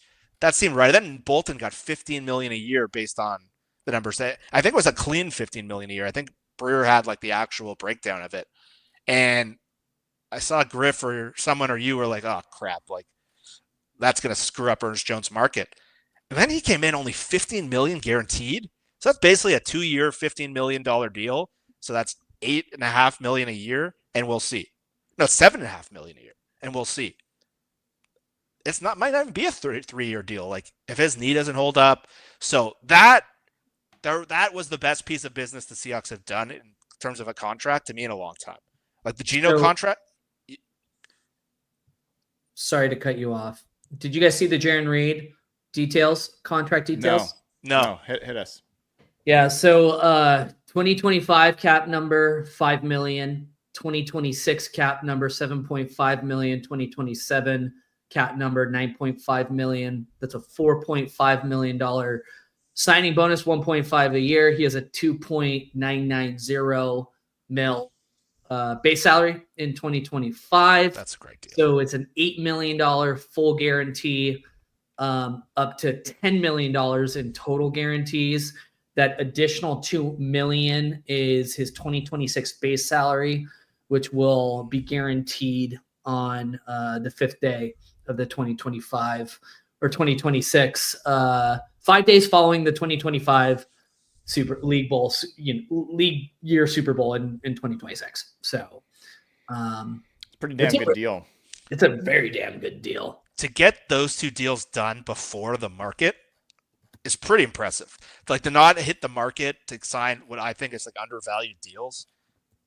I think to get that again, those two deals on the books this year, the $5 million for Reed and Evan. Like I don't know what you think Jones's cap number will be, 6, 7, somewhere in there. Yeah, that's a good question. I guess 7. I think is what I said, Brian. So you combine them, the DK trade basically wipes out those numbers. You basically got those guys covered already. So now you got $63 million to spend. And it's a clean $63 million. So, and once they move Chenna, that probably pays for the draft class and things like that. So they have no reason not to spend with those deals. But it's been just so crazy going from like, holy shit, those are good freaking deals to the DK thing to the Aaron Rodgers low point. Like the Aaron Rodgers thing would tank this fan base. Yes. Yes, it But would. I got to be honest, I'm getting worried about Darnold's price point. Well, I'll ask you the same question I asked Evan. If you only have two choices, I'm only going to give you two choices. Darnold at $42.5 million a year, which is what Joel Corey projected. You saw the projection I shared, right? Did you see it? No, I didn't. I saw Bob $127 Condotta million had a big contract, $42.5 million a year is what he's projecting. Sam Darnold for that, or Aaron Rodgers. Sam Darnold. Okay. Sam Darnold. Aaron Rodgers is my least favorite player in the last, and like I can tell you this, like I'm not just saying this, like before we kind of figured out this guy was kind of a loony when all this COVID stuff came out, he started doing the McAfee Let's show. not keep it. Let's keep it to football. Let's keep it to football. So okay, but I got a lot of fights with some of my Packers fans because I said he's a horrible person, and they're like, "What are you talking about? He's a great guy." Like, and I just saw a lot of stuff. It was like anytime stuff would go wrong with the Packers, he would point the finger, and it drove me crazy. He would never like take a fall. Like I remember when Greg Jennings left Green Bay. This was years ago. Apparently, he just stopped talking to him because he went to Minnesota. Like refused to talk to him. And like, there's been weird stuff with like Jermichael Finley and him had like a weird falling out. Like, if you really go back to like the history, obviously he's got his boys he kind of brings around, like the Lazard and the Cobbs, but like, there's just been like a weird vibe. Yeah, I know. If John starts bringing his posse around, so my I'm first so happy thought, Devontae Adams signed, so I we don't have to worry know. about him. But if like the Seahawks solution at receiver becomes Aaron Rodgers at quarterback, Alan Lazard, and Randall Cobb, they should send John Schneider on a plane to Japan and never speak to him again if that happens. But no, but I can't stand Aaron Rodgers. And like the whole point of like you're trying to build a program and like he just like is so different than like I can see him and John actually meshing really well just in terms of like their senses of humor, but like him and Mike, who's like all business, it's a weird. And Rodgers just has like the worst vibes of anyone in the league, probably. yeah. I would rather tank. I would rather tank and play Sam Howell, or play freaking Zach Wilson and see what happens than Aaron Rodgers. I like Sam Howell. He was really not. He was not good. But I like as a person.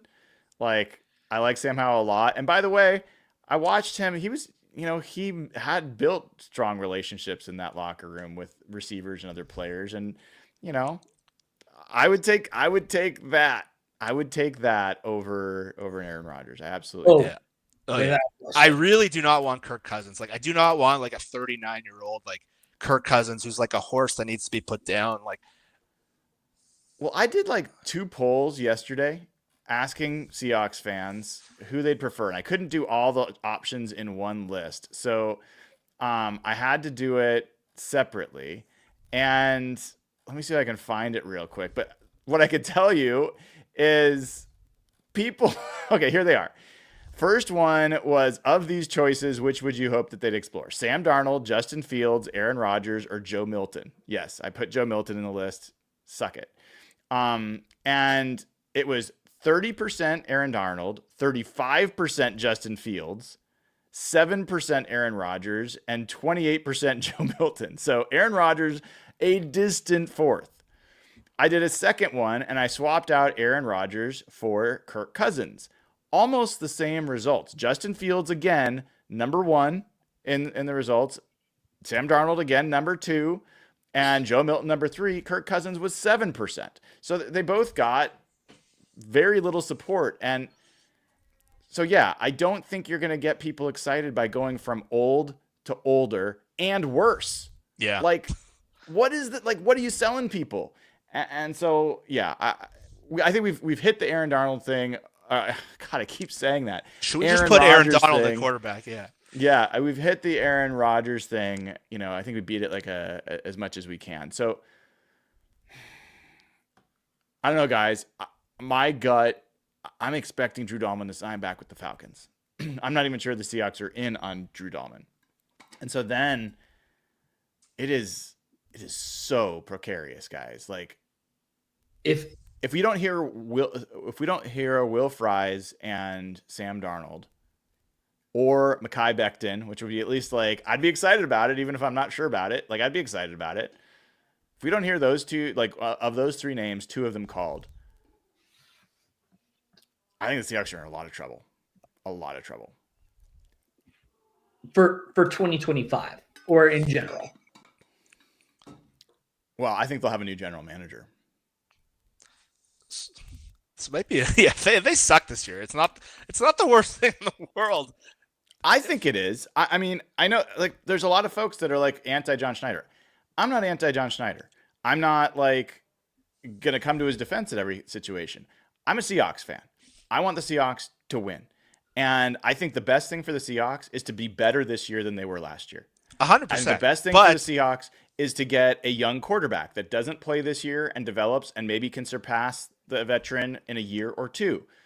I think the best thing for the Seahawks is that they get a good offensive line. So I want all those things to happen. But if they don't nail this and they slide and they become a 4 or 5 win team, John Schneider's got to be gone, man. He does, but that then has to happen. Where are they picking in the draft next year in a great quarterback draft? But that's my point. Yeah. What do you do as an owner when you're going to change things over? Like, you say, okay, we've got a top pick. Like, you attract a good GM to come. I'd hope that Mike McDonald will be safe, but he might not. Yeah. And you say, look, we've got all this, like, we've got a great pick. We've got a great cap situation. We got a young team. It's now yours. Because I don't think you could credibly say, yeah, we're going to give John another shot here. No, if they fall to that 4 or 5 win mark, he's gone. He's absolutely gone. I don't want that. I do not want that. I know there's some people that do. I do not want that. Yeah. I don't think it's the worst thing in the world, though. That's where I kind of don't hate this kind of plan. Like, I think the best thing is obviously what you said. Obviously, they sign a Darnold. It works. They upgrade the offensive line. They're an 11-win team next year, and they're a much more like financially responsible or set up really well. That'd be really good. But if they get like the 4th pick next year, and I don't know where. I don't know. I'm going to have to spend a lot. I don't think it's the worst thing in the world. I think that might even be the best long-term path for the team. But I know everyone. This year is going to be like a mental house on Twitter. Like I could see today, like some of the takes on Schneider, and I've been criticizing Schneider for a while now, and I'm the one who's defending him in some of these cases that people are like, he's too cheap to pay anyone, and I'm like, he's made like 10 people the top of the market, and like, who are the guys that have like left the building that they should have paid? Like you can argue, like I assume none of us want to pay DK $33 million a year. Like other than like Golden Tate. Some people would say Jordan Brooks and Damian Jordan Lewis. Brooks is. I think Jordan Brooks is a good argument for it, but they got Ernest Jones for what, $1 million more. Less. I Yeah, got less. Jordan Brooks.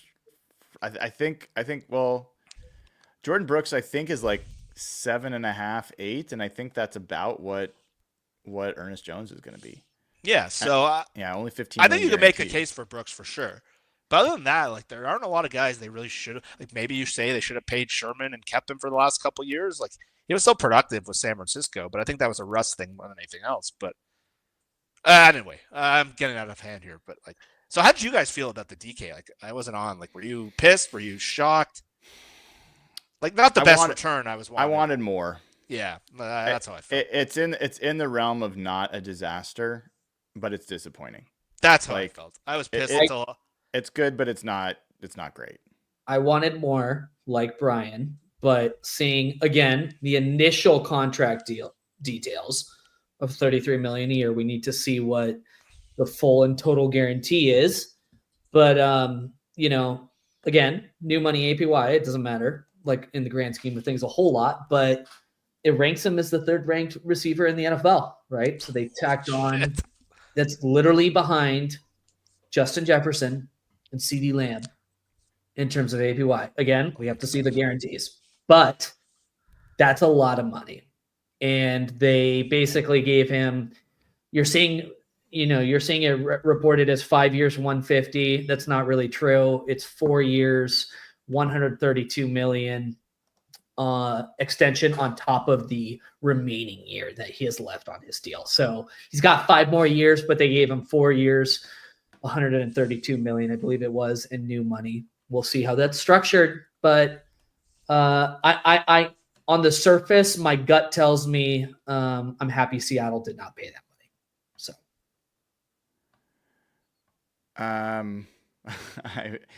I was curious. I looked. DK Metcalf was the 64th overall pick in the draft, so they got the 52nd pick for him.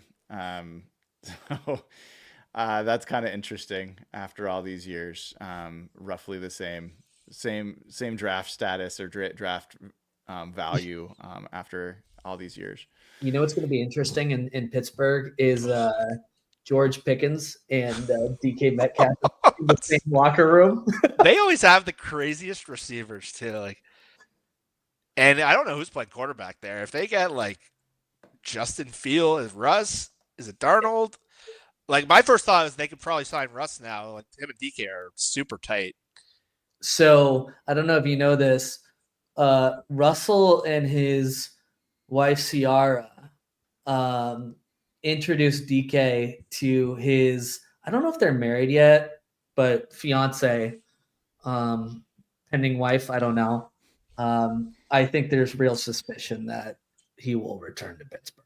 So, it's been interesting, like seeing a lot of people with the same take. I saw Steve Palazzolo and Sam Monson with this take. I'm seeing other people with this take right now, which is they don't understand what's going on in Seattle. They're like, you guys were a good offensive line away from being like a really good team. Why are you guys stripping it down? And I'll just say this again for the people in the cheap seats. This wasn't their plan. No. Like they were not wanting to tear it down, and they have it's funny, like I'm old enough, I'm the only person that still reads the paper. I have a Seattle Times subscription. I read it every morning. I shared with you guys what Bob Condata has been reporting for 2 days, which is that Geno Smith was offered 40 to 45 million. I hadn't shared that on the show until this morning with Griff. All of a sudden, all the aggregators and everyone else starts sharing out. Bob Condata has reported it. And it's like, because no one under 50 reads the freaking paper anymore. And so like, that's now more understood. And they offered DK, like they were interested in keeping DK. Those guys chose not to be here. Mm-hmm. So the one little out, and it really doesn't matter in the grand scheme, I'll give John Schneider, is this wasn't the plan. This wasn't plan A, at least. And when you got two guys in those positions that don't want to sign market deals with you, yeah, then you gotta like think on your feet. So, Godspeed to the guy. I would love to know what Mike McDonald's thinking right now. You don't. Can I pose like a hypothetical? We're talking about free agency and the potential quarterbacks that they might bring in for a visit or offer a deal to. Do you think there's any chance they're calling around on quarterbacks for Hold on. pre-existing? New news. Ian Rappaport just said on the NFL Network that Justin Fields remains, quote, priority A for the Pittsburgh Steelers. But Sam Darnold and Russell Wilson are still possible. So the Jets are very in on Fields. If Jets sign Fields, that could have a huge domino to Seattle. Let's cheer for them to sign Fields. Yeah. If We they want the sign Steelers to sign Fields, Fields. then the chances that the Seahawks get Darnold at a reasonable price increase dramatically. Yeah, I like can't the see thing the the Seahawks Jets- fans. The Jets aren't gonna they're not gonna bring him back to New York, right? Darnold? Darnold, no. No. If the Seahawks fans should want more than anything the Steelers to sign Fields tonight. Because then they're negotiating against no one. If they're getting to a bidding war, that could get really funky. And they probably didn't think they'd be in a bidding war because the Steelers kind of emerged from nowhere. I'm guessing they thought they had an understanding of what the deal would be when they made the trade for Gino. This is a funny tweet. I'm gonna see if I can get this. I'm gonna share my screen with you guys for a second. This is our reaction, Evan, when the news came out.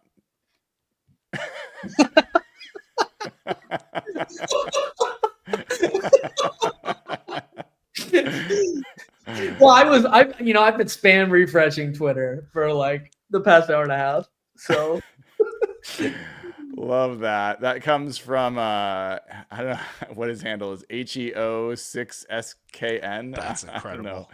But that's pretty funny. So yeah, man. I want to get some of these super chats because there's a bunch of stuff on here. Some of these are pretty old. This is a good one. This is from Forrest, who's been a member for 7 months. This is before the DK news comes out. He's like, this is the deal the Rams were scared about. It's Ernest Jones. He's reacting to the Ernest Jones signing. I don't know, Forrest, first of all, thanks for being a member for 7 months. I think he's saying, like, this is what the Rams didn't want to do. Like, the deal for Ernest Jones is so affordable. Why wouldn't the Rams have done that? I kind of have the same reaction. Yeah. PGZ206. Now, he gave a super chat, so I'm putting it up there. I am not validating this as a report. PGZ says he saw Aaron Rodgers in Renton over the weekend. Hopefully is here just to say hi to John Schneider. We've heard other reports about this, so don't know. I'm not verifying it, but PGZ's been a good member of the show for a while, so, throw that up there. Andrew McCrae has been a member for 4 months, says maybe they trade down from 18 for another 2 or 3. What do you think about that, Jeff? Are you like you've already got now 2 seconds and 2/3 and your first? Do you try to get, so you've got 5 picks in the first 92. Do you try to get 6 picks in the first 92? Like how many guys can you sign to your roster? No, unless the board is just shit at the time they're on the clock and like there's no one who jumps off the screen. It's like someone they should pick. Then good, go ahead. But like they need quality so bad in this building right now. But honestly, it depends how the next 2-3 days go. My answer will dramatically change based on whether it's like a win now. Is it a rebuild? Is it getting young? If it's getting young, just keep stockpiling picks. Get as many young guys in this building and see what happens. If they start building something on the offensive line and you can get a really good offensive lineman at 18, that to me is the best situation possible. But I don't know I don't know who's playing quarterback. I don't know who's playing receiver. I don't know. Just don't draft a receiver at 18. That's my Don't draft a receiver at 18. Do not draft a quarterback at 18. Those are the 2 things I don't want you to do. Yeah, I agree. I can get myself to a quarterback at 18 depending on how things play out, but that's not my preference. I think the ideal thing is that they get a quarterback with one of their second-round picks Like if Tyler Shuck is going to be there in the second round, I'd be super happy to have him as your young guy. Jackson Dart's probably going to be gone by then, but we'll see. So it's a fair question. We're going to do a lot of mock drafting and a lot of playing around with this because I haven't thought about through all those scenarios. Aaron Sherwood says Metcalf and Pickens on the same team feels like a powder keg waiting to explode at any moment. I saw a funny tweet. Someone was like, there is 0% chance George Pickens has any idea what's happened with DK Metcalf and probably won't until training camp unless someone called him directly. So George Pickens is an interesting one. Angry Bucket says, if Sam Darnold goes to Pittsburgh, what are our options? Also, I don't want to pay Sam $40 million or pay Aaron anything due to bad and toxic. We talked about it. If it's not Sam Darnold, if it's not Aaron Rodgers, which it seems like that's the name one, if it's not Justin Fields, then I think Kirk Cousins becomes a name that starts to gain some traction. Other than that, maybe he goes back to Drew Lock. Like John loves Drew. Like those are the kinds of things you start talking about if it's not those names. Zachary says if John Schneider signs Rodgers, that's a fireable offense. It might be the decision that gets him fired ultimately. It definitely could. I literally think people would picket the games. Like, I think it would be so bad. Like, just avoid all of that. He's not good enough for any of that headache. Just don't do it. Hawk Scoot's been a member for 5 months. The scary thing is going to be Quinn Ewers behind Rodgers. That is my worst nightmare. Trying to think who else I don't like that they could add to this roster, but that would be a pretty bad crew. Michael Hyde says, reports say Coobs wants to run ground pound RPO style offense. Darnold, Rodgers, and Kirk are slow pocket passers. Our O-line can't support a pocket statue. Fields or Dart to Seattle. What do you think about that, Jeff? Darnold isn't that slow. Nice. I watched some highlights of him last night when I was just assuming he was going to be the guy. And he actually had decent movement skills, which surprised me. Kirk Cousins, at this point of his career, cannot move. Like, watching him play this year was uncomfortable. Rodgers isn't like I don't want to entertain Rodgers, so I'm not going to answer that for you. Yeah. Fields doesn't make sense to me in that offense because the whole thing is marrying the run and the pass, and that's the whole nature of the Shanahan offense. And Fields can move for sure and run, but he's best in a totally different style of offense where you're running the quarterback a lot more. And he's not like a good boot passer, and he's not an on-time passer. Like when Shanahan had the pick in that draft, they liked Mac Jones a lot better than Fields because they want the on-time rhythm passers. Like I thought Ben Solak the other day make a joke that the Shanahan tree only likes 6 quarterbacks in the league, and it's the same 6 guys. But I don't see Fields as a fit at all in Kubiak's offense, which is it's weird because Rodgers has played in some version of this with LaFleur. Darnold's been with a lot of the coaches, as Brian said. Like Darnold is a very natural fit. Like he's been with I think 3 or 4 of their coaches before. Yeah. So I see why they pivoted there. I want to hear from you guys because this is an interesting one from Filipino Mad, member for 3 months. He says, will John Schneider overpay for an interior offensive lineman because that's what it'll take? So less interested in whether he will. If he does. So it's easy to say, hey, I want Drew Dahlman, or hey, I want Will Fries. Now we know that it's going to be, you're going to have to spend a lot of friggin' money. If it's $22 million a year for Will Fries, and you're paying him basically what Trey Smith is getting paid, are you happy about that? Are you like, good job, John Schneider? Or are you like, dude, what are you thinking? That might be your 2 choices. Either you sign him at like a crazy number or you don't get him. What do you want to do? Call your shot now. Get him. I think so. Get him. So, like, I can't watch another year of bad offensive, like not bad, bottom 5 offensive line. I can't watch another year of it. Like, we can't complain about cap space availability anymore. You know what I mean? Like, if it takes an extra $4 or $5 million a year.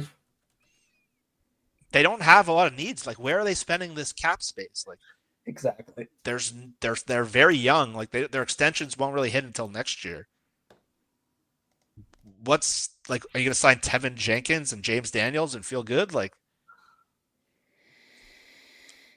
I mean, I would start at some point, try to pivot to Kevin Zeitler on a shorter term deal and give him an extra, like, give him $5 more million in a year than he deserves, eat up some of your cap space. But like, there is a number where I'm like, Will Fries isn't that good, dude.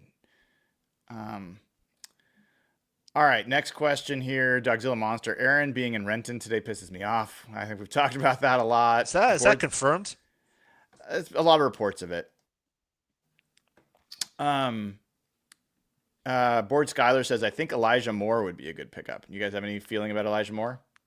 That's the receiver, not him specifically, but that's the kind of receiver I would spend on. I don't think he'll be super expensive. He's young. He's got an upside. When we were talking the other day, Brian, that's the kind of player at the level. I don't want like a declining veteran that has a big name. Like, to me, that's the worst place to put them. Receiver and defensive end, those guys fall off cliffs fast. But like a young upside guy who's got a flyer, like if he's $5 million, like, yeah, I would sign him. I think Tyler Lockett or Cooper Kupp are the only veteran names that I think would be reasonable targets. Cooper Kupp's a good blocker, good contested catcher. I don't think he has much left, but if you can get him at a reasonable price, he's Washington.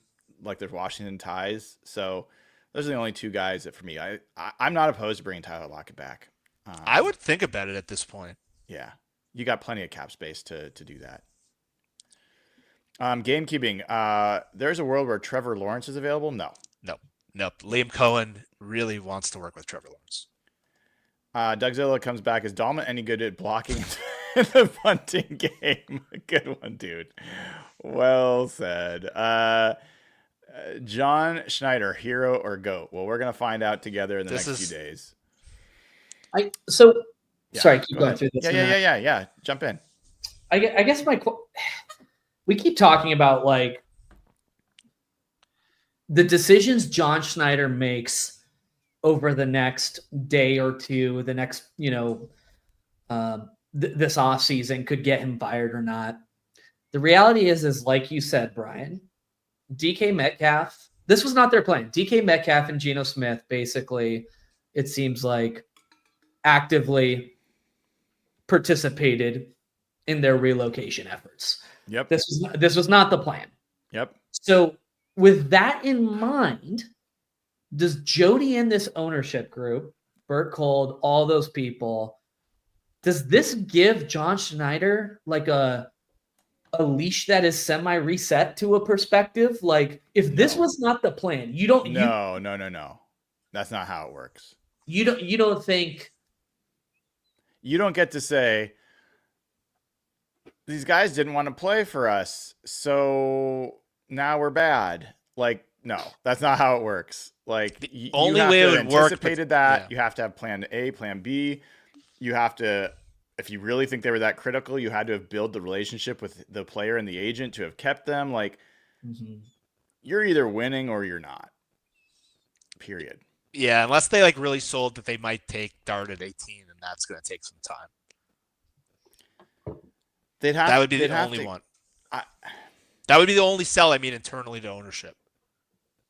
But that was always an option, and this just, they know they might have to take their lumps this year, and they're cool with it. But I don't think I can't imagine that was attached to Geno. I would bet they weren't. Yeah, I can't imagine they're that upset about the Geno news. The DK news, that is a little bit like the Saquon Barkley and the Giants situation. Like, that is our number one guy, most popular, most fans know him. Like, what are you going to do? Now, at least you didn't go and sign with the 49ers or the Rams or something like in If he went to the Rams with Stafford, that would be part of it. He's on a team with no quarterback in like the hardest division in the league. It's a little different. Like, if he went to like the Bills or something or Kansas City and you were like watching him play in the Super Bowl, like Saquon, that would be really hard look. But like Pittsburgh's still going to go 9-8. I don't know. I don't care about Pittsburgh. Do Yeah, whatever but they that's wanna do. but that's Yeah. what made the Saquon thing so bad. Yeah. I'm just saying. I think there's no excuse here, and I think there's not going to be. I don't think there is, even with a young quarterback. I don't think there's a longer leash. If they tank this year, they're tanking.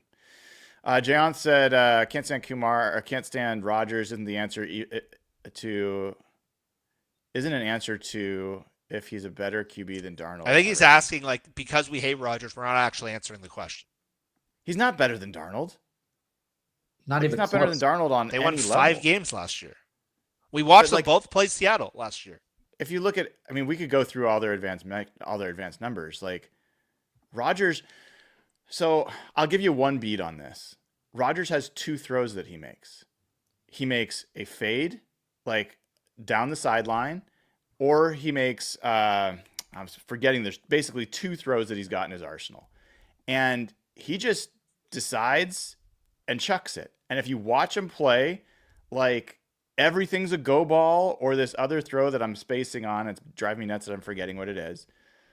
He's not good. He got no variety. The only coach that's been able to get through to him was LaFleur a couple years ago, who forced him into an offense that's kind of like what Kubiak runs.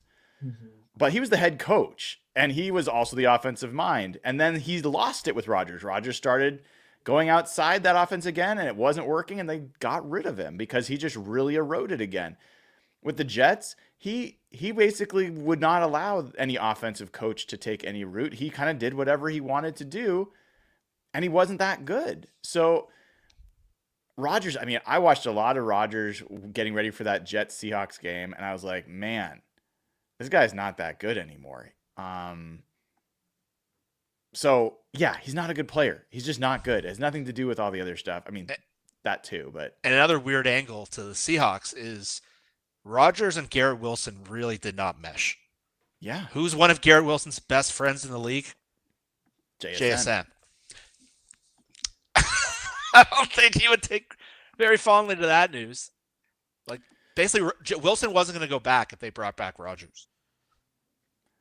Someone, Danny McCormick says, should we flip a second-round pick for T. Higgins? No way the Bengals can afford him. No. Then you should have just signed DK. Yeah, do not take your money and move it from one expensive veteran receiver to another. Just don't do it. Were you surprised at all that they didn't have a harder stance with DK? What do you mean? Like they just would have like kind of did what the Browns did. Like, would you have done that? I would have done that if I didn't get a second. Yes. But I think that I'm not reporting this. I don't think DK's wanted to be here for a while. I think they've known that. And I think that they know what it's like to have that energy in the locker room, a young locker room. And I think they see what we all see, or what we just talked about. I think they see an opportunity to reset the locker room and invest and infuse a lot of young talent. So, but yeah, there was Their a chance energy is going to be very different. Like those were 2 pouty players when things went bad. Mm-hmm. And I don't want to slag the guy like some people did, saying like Gino's a bad leader. Like that's a ridiculous take. But they have a chance to really reset the vibe of the room. They do. This is a massive, like Sam Darnold, if you saw that clip of him after the Packers game where they're lifting him up and dumping water on him, we haven't really seen a locker room like that in Seattle before. Mm-hmm. And so they need some guys to emerge in this room. They have them on defense. Ernest Jones, Jarran Reed, those 2 guys today are probably their 2 best leaders on defense. They're basically starting from scratch on offense. Kenneth Walker and JSN are pretty quiet. Mm-hmm. Not passive, but they're not like the loud dude like Charles Cross. There is no leader in that room. Like they need a veteran voice. So for sure. They don't have it on the offensive line either. I think that's a bit of my most criticism of them. Like they need to draft a dude in the draft, like a Tate Ratledge or Wilson, who's just like, this guy's the leader, man. All right, I got to do a couple more, and then I got to get off because my wife's like, "What's going on? You've been on for hours." All right, see you, Evan. Mr. Miner says it's better to be bad for a year than mediocrity.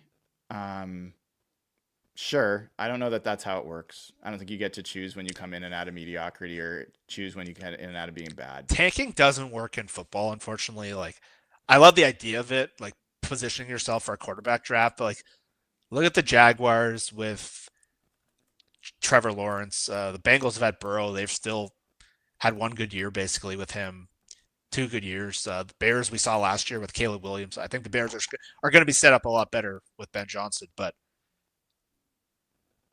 if Washington had the second pick in this draft versus last year, they're not looking close to the same kind of thing. So, all right. Let me run through these real quick, Jeff. Danny Dimes as our QB. No, not Daniel Jones. He's got an oddly decent market. Like, I'm not bidding to get Daniel Jones, but if you want to have like a fun tank, like he's got the stupidest face. At least can make you laugh for a year. The Rams deal with Devontae Adams been announced. 2 years, $44 million. Good Lord. $26 million guaranteed, $12 million signing bonus. Wow. Thank friggin' God. They did not do that deal. When I was up the other night, I think it was Thursday night, I was thinking about the Geno trade and Aaron Rodgers, and I'm like, they're going to sign freaking Devontae Adams. And like, my God, like that would have been such a stupid idea. It would have been really stupid. DK Metcalf's dead cap, which is the next question here. Sorry, what's DK Metcalf's dead cap for this year? It is $21 million. I don't really care about dead cap. It's just part of the deal. So, thank you for the super chat. Zachary, I doubt the APY is the real contract. Not sure what this was in reference to, Zachary. Sorry about that. Saucy Sasquatch is gifted 10 Hawkblogger memberships. Love it, man. Thank you so much for being generous. And if you get one of these, please consider upgrading to a club level or higher membership, or giving one to somebody else. We try to pay it forward around here.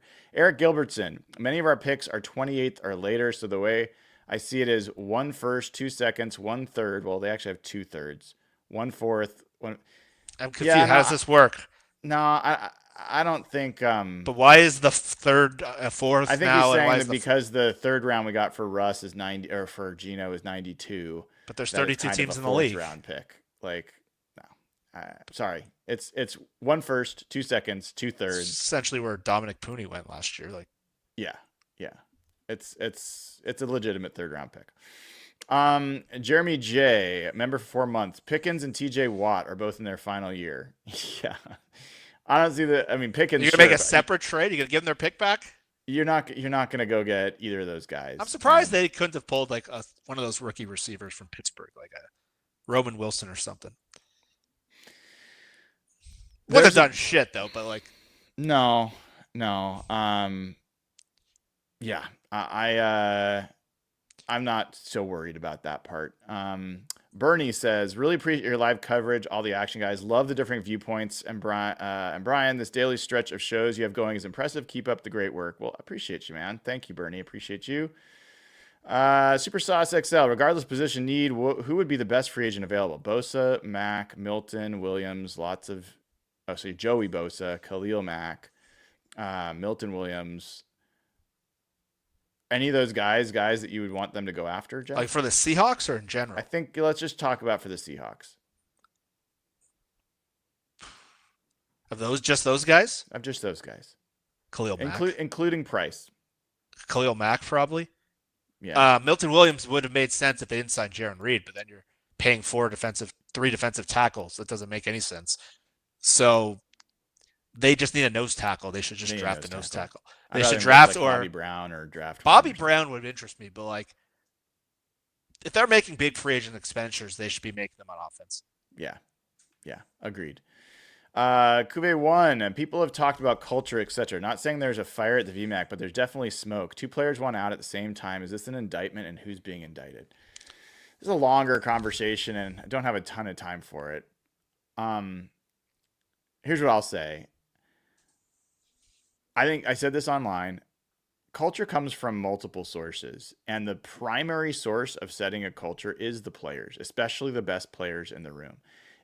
Yes, Pete Carroll, the best culture setter maybe in the whole NFL, absolutely comes in and changes things. But if you think Pete Carroll made Marshawn Lynch who he is, or Richard Sherman to have the fire he has, or Doug Baldwin to have the fire he had, or Earl Thomas or Cam Chancellor, like Pete Carroll didn't make those guys who they are. Those guys are who they are. Bobby Wagner, like on and on. The reason that group had the culture it had was both the coach, but primarily the players. And so when you've got Geno Smith and DK Metcalf, who've been here for a while, if they want out, they also have to look at themselves as not creating the culture that they like, if that's the reason. And by the way, like I said this morning, if Pete Carroll hadn't been hired in Las Vegas, I'm not convinced that Geno Smith has a choice of where else to play. I'm going to come out and say this even further. This is a complete bullshit, agenda-driven narrative. Go watch the Pittsburgh Steelers game in Pete Carroll's last year. And I'm not hearing to slagging Pete, but like, no thing of culture showed more than effort on the field. That was a team that didn't give a shit. They didn't give a shit. I think that was the game that got Pete fired. That whole season was just lackadaisical. There was a lot of weird stuff going on of how they treated Russ. And look, Pete is incredible, but I think you hit on the thing that if you go back and read my initial read after Geno was traded, you can find it on Twitter.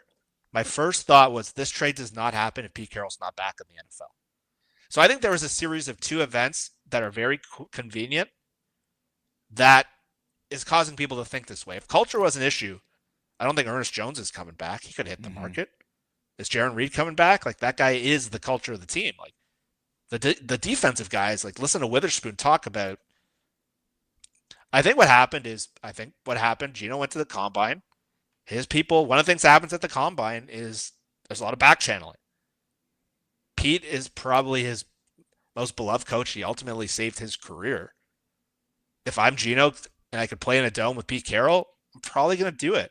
Like, I think that was, and I think with DK, I think the truth is, I think DK's wanted to go for a different team.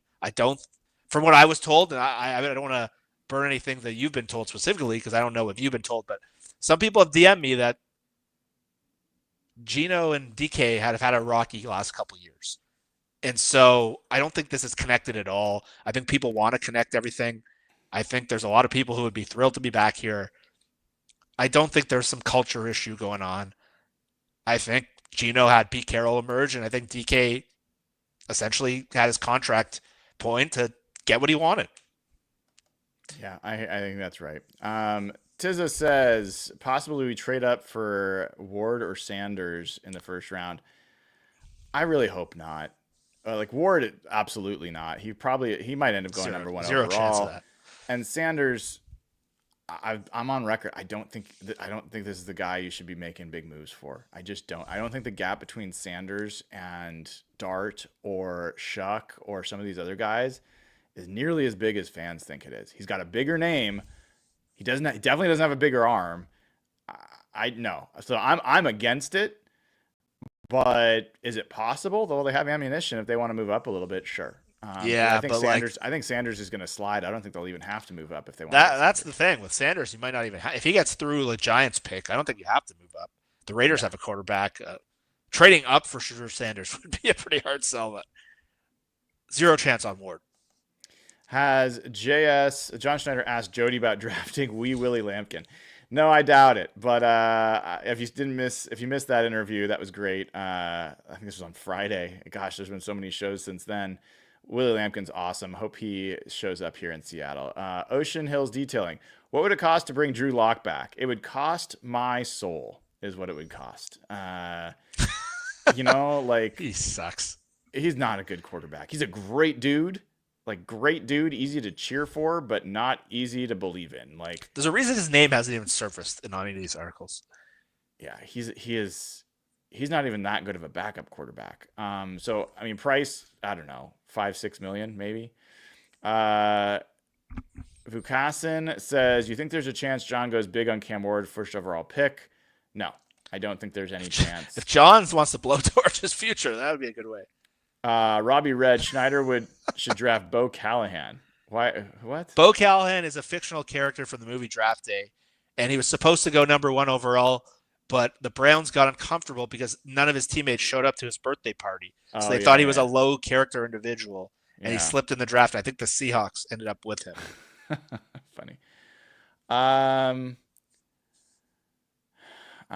seeing a tweet about Sam Darnold that I don't think is credible, so I'm not going to read it. Calvin Dickerson, do you think the Seahawks know what they're doing? You have Geno that you could have paid and was affordable. There's no guarantee you'll get Sam Darnold either. I think hopefully we've covered that. I think they went in expecting to be able to sign these guys. They weren't able to, and now they're on to secondary options. So I think they know what they're doing. I think that it's not what they wanted to be doing. And no matter what anyone says, it's a results-driven league. So however you get there, you got to get the results. And as of now, the Seahawks are at real risk of having dropping off quite a bit. So a lot has to go right. I think the chances of all those things going right is dropping by the minute. And until we hear, honestly,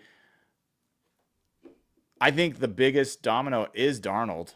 Like, I think the drop off between him and who's next is just massive.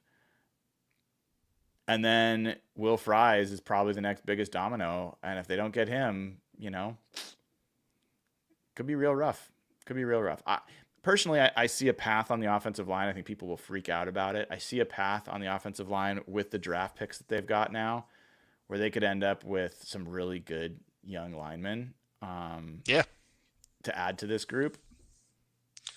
But it would be hard to sell that to fans for sure. You should at least get like a Tevin Jenkins level guy, like to pair with it.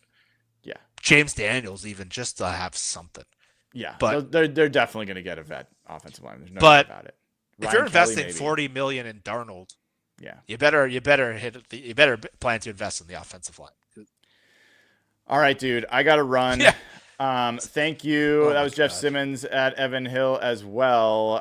Make sure you check those guys out. I'm Brian Emhauser. This has been an emergency podcast edition of Real Hawk Talk. I will be back with you tomorrow morning. Going to be a marathon tomorrow as all this news comes out. I'll be on as soon as I can. Depending on what news is broken, I'll either be on right at 7 a.m. or I might give myself a chance to work out so that I can then be on and have my workout behind me. So keep an eye out. Make sure you click subscribe. Make sure you click like. Click the bell to get notified. That'll let you know when I go live. And we will be back as soon as there's more to talk about. See y'all tomorrow. Until then, I'm Brian Emhauser. Take care.